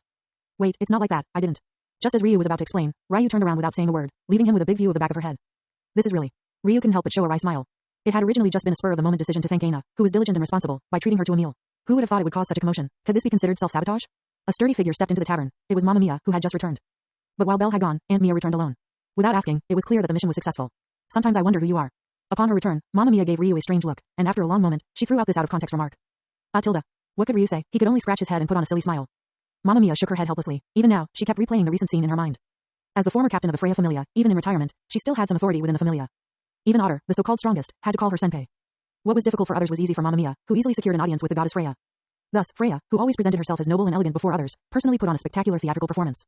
When she first received Mamma Mia and Belle, Freya wore a faint smile on her face, like a goddess high above, with an air of calmness and elegance as if everything were under her control. However, when her gaze swept over Belle's face, filled with cowardice and timidity, her expression turned to one of shock, as if she were witnessing a rare treasure. Then came an obsession with the treasure, along with an intense possessiveness that she made no effort to hide. Finally, Freya's gaze became calm, and there was even a faint hint of regret in her eyes as she looked at Belle. Mamma Mia swore that since she had followed the goddess, she had never seen such a rich change of expression on her face. And, as Ryu had anticipated, Freya immediately decided to take Belle into her Familia. Not only that, but she also directly assigned Otter to personally instruct him. What Mama didn't know was that atop the Tower of Babel, the person she was recalling was currently talking about Belle and Ryu. Support me at patreon.com/absolutecode. Player's Journey in Anime World. Published by Web Novel. Summary. An FGO player named Nguyen Ryu miraculously gets a rare SSR with a single draw. Overwhelmed with excitement, his phone explodes, unexpectedly causing him to travel to another world. There, he obtains a modified FGO system. Possible world. Danmachi Ri. 0 No Game No Life Fate Series. The cover photo is not mine. Credit goes to the owner. FGO, 13. Otter, what do you think of that child named Belle? The beautiful goddess Freya was elegantly swirling the ruby-like liquid in her wine glass. On the small wooden table beside her was the bottle of wine that Ryu had sent over through Mamma Mia. Those close to her knew that the goddess Freya had two great loves, souls that shone brightly like gems in fine wine. Extremely poor physical condition, almost no training, and a personality completely unsuited to being a warrior, Otter commented bluntly. You're quite strict, Tilda. The goddess Freya couldn't help but giggle. I didn't expect even you to misjudge sometimes, Otter. The boar warrior standing behind the goddess, towering like an iron tower, showed no change in expression, his entire being like a statue. Take a look at this first. As she spoke, the goddess Freya handed him a piece of parchment. Otter took the parchment, which prominently displayed all of Belle's attributes. All attributes were 0, and both magic and development abilities were blank. This was normal, as Belle had just become an adventurer. This is. When Otter saw the skill section at the bottom, his pupils involuntarily contracted. Liaris freeze. Effects are maintained alongside feelings of admiration. The stronger the admiration, the greater the effect. This is a rare skill I've never seen before. I have a feeling that child's potential might surpass even yours, Tilda. Freya said, swirling the crimson wine in her glass and gazing at it intently. Otter's expression didn't change at all. As the only level 7 in Orario, he had seen countless geniuses over the decades. Thousands of new adventurers joined Orario every year, and even if 1 in 10,000 was a genius, there were still many. But how many of those geniuses truly grew into something exceptional? A genius who didn't grow was merely a sapling unable to withstand the winds and waves. Only those who grew could catch his eye. And how many of such strong individuals were there? Even the recent Sword Princess from the Loki Familia, who reached level 5 at the fastest speed, had only managed to catch his attention slightly. Thinking of this, Otter's mind wandered back to that night, to that terrifying woman who made him unable to even muster the will to resist. His ribs began to ache faintly at the memory. But for some reason, in the past, obtaining such a child would have made me unable to suppress my desire, and I would have consumed him that very night. Now, I don't even feel moved. Freya said, a troubled expression crossing her face. Otter, lost in his thoughts, didn't respond. Instinctively, Freya raised her glass, and the crimson wine intertwined with her vivid red lips. Ah tilde tilde. A soft moan, capable of stirring infinite imagination.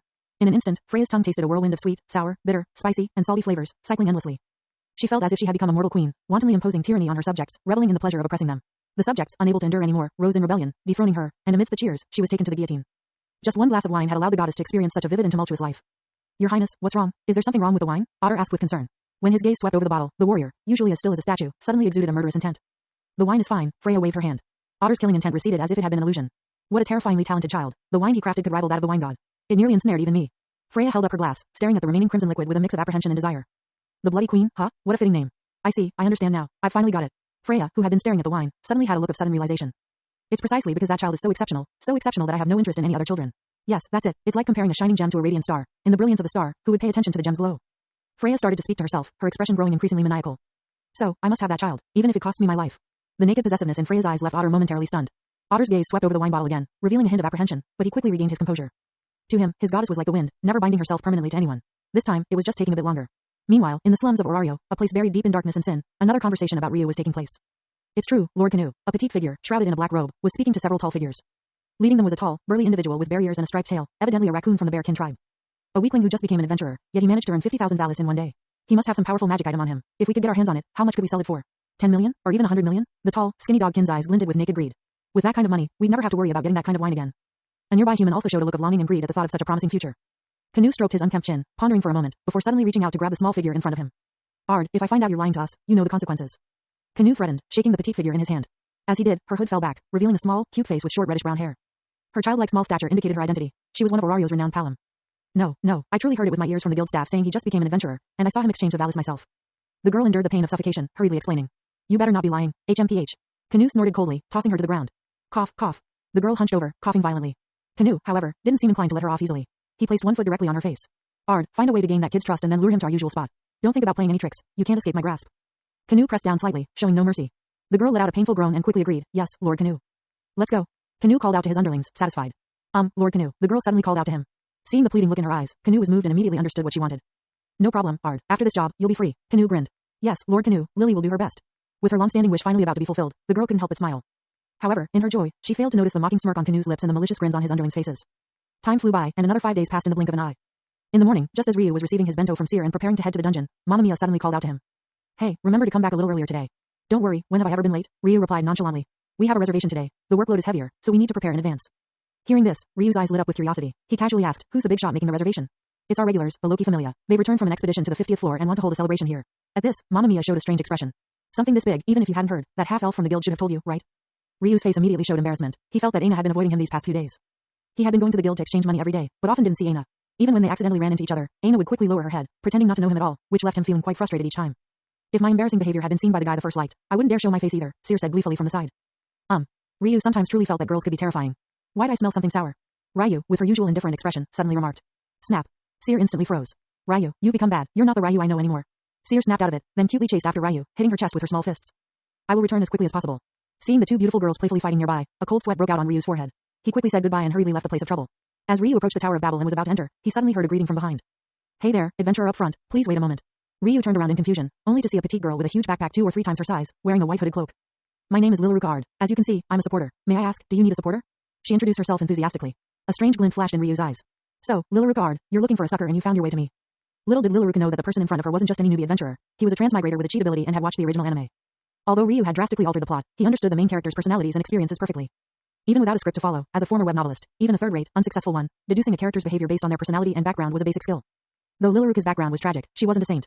Before the protagonist redeemed her, she survived by deceiving adventurers, luring them into monster ambushes, and then seizing their equipment and potions. Her proficient actions made it clear that many adventurers had fallen victim to her schemes. Not every adventurer could escape a monster's clutches like the protagonist after losing their gear and potions. Most of them probably met their end in the monster's maws. This seemingly pitiful girl had quite a bit of blood on her hands. The moment Ryu saw her, despite her enthusiastic smile, he noticed the coldness in her eyes. It was the coldness of someone accustomed to deception, harm, and killing, a coldness that stops at nothing to achieve their goals. Even though she looked incredibly cute, Ryu didn't like her one bit. However, Ryu wouldn't punish her without giving her a chance. He intended to give Lily an opportunity to make her own choices. With his current strength, this little girl's schemes couldn't do him any harm. He decided to treat it as a diversion and play along with her for a while. A supporter? Huh? I just happen to need one. Collecting magic stones takes a lot of time, Ryu said, pretending to look simple and naive while scratching the back of his head and smiling foolishly. Then please hire me. Lily's eyes gleamed as she feigned an equally enthusiastic demeanor. All right, you're hired. I haven't asked for your name yet, Adventurer-sama. Call me Gudao. Yes, Gudao-sama. Just Gudao is fine. Nice to meet you, Lily. Yes, Gudao-sama. The two actors, each with their ulterior motives, smiled at each other. From a distance, their smiles seemed pure and innocent, like those of two carefree children. To conceal his strength, Ryu only took Lily to the 7th floor. This floor was infested with a terrifying monster known as the cannibal ant. Cannibal ants were relatively weak for a level 1 monster, but they tended to group. Once their numbers reached a critical mass, even a level 2 adventurer would have to tread carefully. However, with all of Ryu's attributes exceeding 20 points, the cannibal ants were nothing to him. With a casual punch, he could shatter the ants' hard exoskeletons. Even using half his strength, his punches caused explosions wherever they landed. To hide his true power, Ryu suppressed his strength and speed to match that of a top-tier level 1 adventurer. Even so, his speed was unmatched.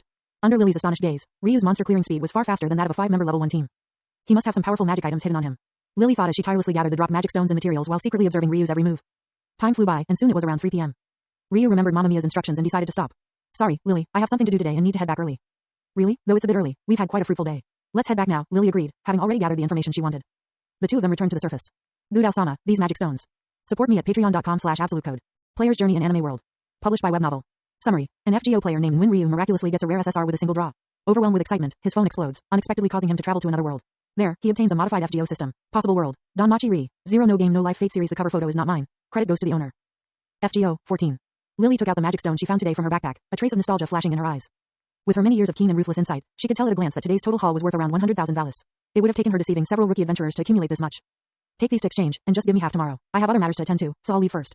Ryu patted Lily's small head carelessly, then turned around and left without any hesitation. Good Osama, Lily wanted to call out to him, but subconscious desire stopped her. So, Lily watched as Ryu walked further and further away. However, Lily did not see that Ryu, with his back to her, was muttering silently to himself. This is the first. Ryu returned to the tavern, which was already bustling with activity. Thanks to him, the hostess of fertility had become famous throughout Orario, attracting a large number of drinkers and adventurers every day. On weekends, the queue even extended outside the tavern. Mamma Mia had no choice but to expand the second floor, originally used as a warehouse, into part of the tavern to alleviate the crowding somewhat. Additionally, a notice offering high-paying job positions had been posted at the tavern's entrance, with only one requirement: the applicants must be beautiful girls. As a result, there were a few new faces in the tavern these days. All of them, influenced by their surroundings, were curious about Ryu, the elusive head chef who had helped the tavern to grow continuously. When Ryu, dressed in a white chef's uniform, walked into the tavern, he immediately attracted several curious and probing glances. Seer, should I place this chair here? At that moment, a crisp voice rang out, followed by a strongly present figure emerging from behind a pillar. She was petite but had an impressive bust, with black twin tails. The most crucial detail was the strong presence that any adventurer could recognize at a glance. This was a goddess, and Ryu was quite familiar with her. Goddess Hestia, one of the main characters in the original work, is also known as the Opie Lily Goddess, and Blue Ribbon Goddess. She was a goddess of great heart, consistent inside and out. Perhaps Ryu's gaze was somewhat impolite, or perhaps it was due to the keen perception of a deity. Hestia followed Ryu's gaze and looked over. Your gaze is disrespectful, human. Ryu shrugged. I don't think so, considering a goddess so poor that she has to work for a living is quite rare indeed. Hestia immediately stumbled, nearly falling to the ground. Why you? I'm just experiencing mortal life. Do you understand experiencing life? Hestia defended herself guiltily. Well, good luck, goddess, Ryu whispered in her ear as he passed by. But I heard today's reservation is with the Loki Familia. Hestia immediately froze. She and the goddess Loki were like natural enemies, destined to clash whenever they met. The reason? Probably the natural antagonism between flat-chested and large-chested individuals. Now Loki was coming as a guest, while she was just a staff member. Hestia's instincts told her that Loki would humiliate and mock her in every way possible. Hestia began to look around nervously as if seeking a way to escape. How about this, if you assist me on stage today, I'll pay you double your usual wage tonight. Ryu's voice came at the perfect moment. Just double. Triple. Tilda. Hestia's face immediately showed signs of struggle. After all, business was booming at the hostess of fertility, and Mamma Mia was a generous person, so the staff's wages had naturally risen. A triple wage for one night was equivalent to what Hestia would make in a month elsewhere. 5 times. Don't say any more. I'll do it. Hestia struck a pose as if she were going to her doom. Then good luck, goddess Tilda. Ryu smiled, innocently. To be honest, because of him, the plot had completely changed. You could even say that the plot no longer existed. Only some major events that affected the entire world's direction would remain unchanged under the world's will. But Ryu didn't care at all. What difference was there between a transmigrator who didn't change the plot and a salted fish? In the original plot, Belcranel would have joined the Hestia Familia and become her first adventurer. But Ryu had persuaded him to join the Freya Familia instead. So seeing Hestia the hostess of fertility and becoming one of them surprised him, but that was it. As for teasing a goddess, naturally, because this goddess, except in critical moments, played the role of a cute character in the story. And encountering a cute character naturally meant teasing them for fun. And soon he would encounter another female lead, who wasn't just a cute creature, but a thorny rose who was a true natural at pretending to be emotionless. The Sword Princess, Ice Wallenstein. Thinking of this, Ryu began to look forward to the evening. He had also prepared a big gift to meet this Sword Princess. When Ryu and his companions were ready, night fell, and the street outside was illuminated brightly by magic stone lamps lining both sides. Sorry to intrude. With a greeting, a red-haired ponytail goddess, who looked like a handsome young man from her figure to her attire, walked in first. Following her were 3 others, a short but leader-like Prum, a stocky dwarf, and a cold, regal, and exquisitely beautiful elf woman. These 3 were the top members of the Loki Familia: Braver, Finn Dimne, Elgarm, Gareth Landrock, and 9 Hell, Reverial Yozalf. The 3 of them were veteran members of the Loki Familia and longtime level 6 adventurers. Without even releasing his senses, Ryu could feel the powerful aura emanating from them. Behind them were the other members of the Loki Familia. Some among them stood out more prominently. 2 Amazonian twins with opposite body types but equally bold and seductive attire. A silver-haired werewolf who looked and dressed like a street punk. A petite, cute elf girl in a pink dress. And finally, her golden hair draped softly like tassels behind her, her light golden eyes rarely showed any emotion, and her face as exquisite as a doll, not inferior at all to those goddesses who prided themselves on their beauty. Her demeanor seemed cold at first glance, but in reality, she was a natural airhead who didn't understand social niceties. Ice Wallenstein, pleased to meet you for the first time. Ryu chuckled inwardly. The reserved guests have arrived. 2 adorable catgirls announced loudly. Led by the goddess Loki, dozens of members of the Loki Familia walked into the hostess of fertility. When Ryu settled into the tavern, the Loki Familia was on an expedition in the dungeon. Despite being regulars of the tavern, the significant changes in the hostess of fertility still amazed them. The biggest change was the tavern's renovation, done at Ryu's suggestion. Since it was a place to eat, it should naturally be cleaner to increase appetite. These were Ryu's exact words to Mamma Mia. Coming from a modern society, Ryu deeply understood the impact of a restaurant's decor and cleanliness on customer traffic. After the renovation, not only was the tavern cleaner, but the interior design was also personally overseen by him, combining elements from modern bars and ancient Greek and Roman architecture. Thus, the tavern's walls featured various Greek and Roman style reliefs, paired with modern bar lighting, creating an atmosphere that was both grand and mysterious. Yo, we're here. The leading goddess Loki, with her signature squinting eyes, scanned the tavern. It's only been half a month, and there's quite a change here, Mia. That's because we hired a good head chef, Mamma Mia said with a slight smile. Hiring someone as talented in cuisine as Ryu at such a low salary was her proudest achievement since becoming the tavern owner. Of course, Ryu himself thought the same. I wonder if we'll have the pleasure of tasting the chef's skills tonight? Of course. With Mamma Mia's affirmative answer, the eyes of Loki, the goddess, curved into a noticeable arc. Everyone, tonight, we are in for a treat. Let's celebrate to our heart's content. Yeah. The members of the Loki Familia erupted in cheers. Having just emerged from the oppressive and perilous dungeon, the members of the Loki Familia needed to blow off some steam. Goddess Loki knew this well. After all, her keen judgment, leadership, and strategy were crucial in growing the Loki Familia from nothing to one of the most prominent factions in Orario, even surpassing older and more established familias. Led by a few youthful and beautiful waitresses, the dozens of Loki Familia members took their seats. By the way, the waitresses were no longer wearing the plain green dresses. Instead, Ryu had designed unique maid outfits for each of them, adorned with lace, aprons, white stockings, garters, and other distinctive features. For example, the cat girl's outfits highlighted either their cuteness or their cool charm, while Ryu, the stoic elf, wore a nature-themed outfit that emphasized her aloof, forest-like aura. Hestia's outfit highlighted her youthful energy. Even Ryu, who had a very poor impression of Ryu, couldn't resist her unique work outfit, indicating his growing influence in the tavern. At this point, even Mamma Mia, the owner, found it almost impossible to fire Ryu. Faced with the increasingly radiant waitresses in their maid outfits, the goddess Loki, with the soul of an old man, couldn't help but light up.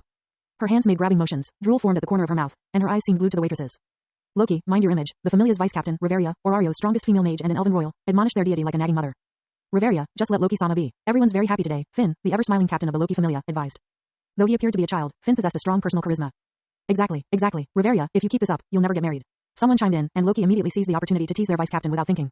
It's said that you shouldn't hit where it hurts. Though Reveria appeared youthful and vibrant, she was old enough to be many people's mother due to her royal elven blood. Loki's taunt was essentially calling her an old maid, something no woman could tolerate. It seems that Loki-sama wants to have a taste of my Fimbulwinter first.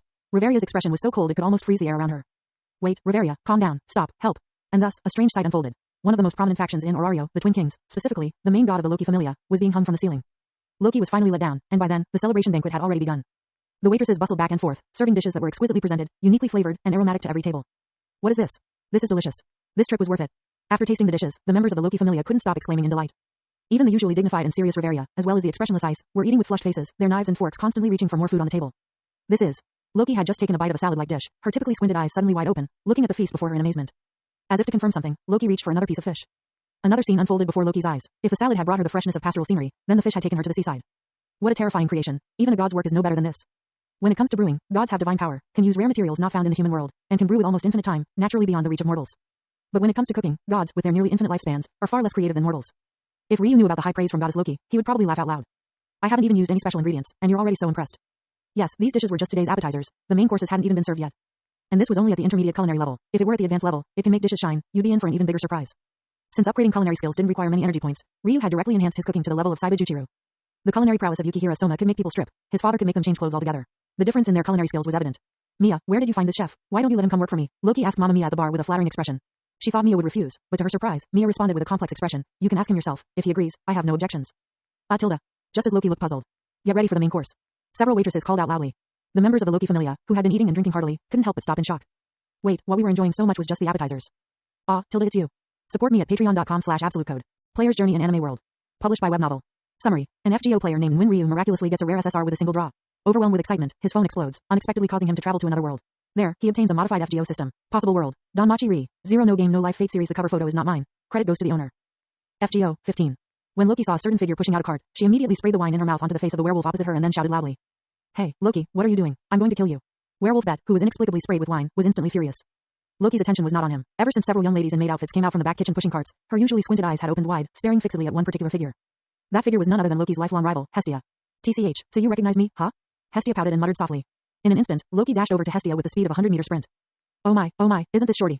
What's this? The dignified goddess has fallen to being a server? But this outfit does suit you quite well, Tilda, on that vulgar body of yours. It's quite provocative, Tilda. Why don't you just wear this and come work for our Familia, you poor Tilda goddess Tilda? At this moment, the goddess Loki had completely transformed into a street shrew, loudly mocking Hestia with all her might. The members of the Loki Familia nearby looked on as if they were witnessing a different goddess. Unable to bear it any longer, Hestia launched her counterattack. She proudly thrust out her chest, causing her formidable assets to shake violently, nearly making the eyes of several male onlookers pop out. Thank you for your kind offer, but I must decline. As for you, Loki, Hestia glanced contemptuously at Loki's flat chest. Even if you wore this outfit, people would just think you're a cross-dressing pervert. You flat Tilda goddess Tilda. Loki was instantly dealt a crushing blow, collapsing to the ground in tears. Hestia laughed heartily. Her laughter provoked Loki, who immediately got up, glaring fiercely and pounced on Hestia. Damn it, today I'm going to flatten those excess fats on your body. Who's afraid of who? Thus, the two genuine goddesses brawled like shrews, grabbing at each other's faces and hair. In the distance, some adventurers who were drunk and unafraid of trouble cheered loudly. After all, a brawl between two goddesses was a rare spectacle, more exciting than any entertainment show. That's enough entertainment for now. Ryu, who couldn't stand it anymore, pulled them apart. Goddess Hestia, don't forget what you promised me, Ryu said to the still resentful Hestia, who instantly deflated. Seeing this, Loki squinted her eyes. Who are you? You want to poach, but you don't know who I am. Ryu's face showed a faint smile. Loki looked him up and down, noticing his clean chef's uniform, and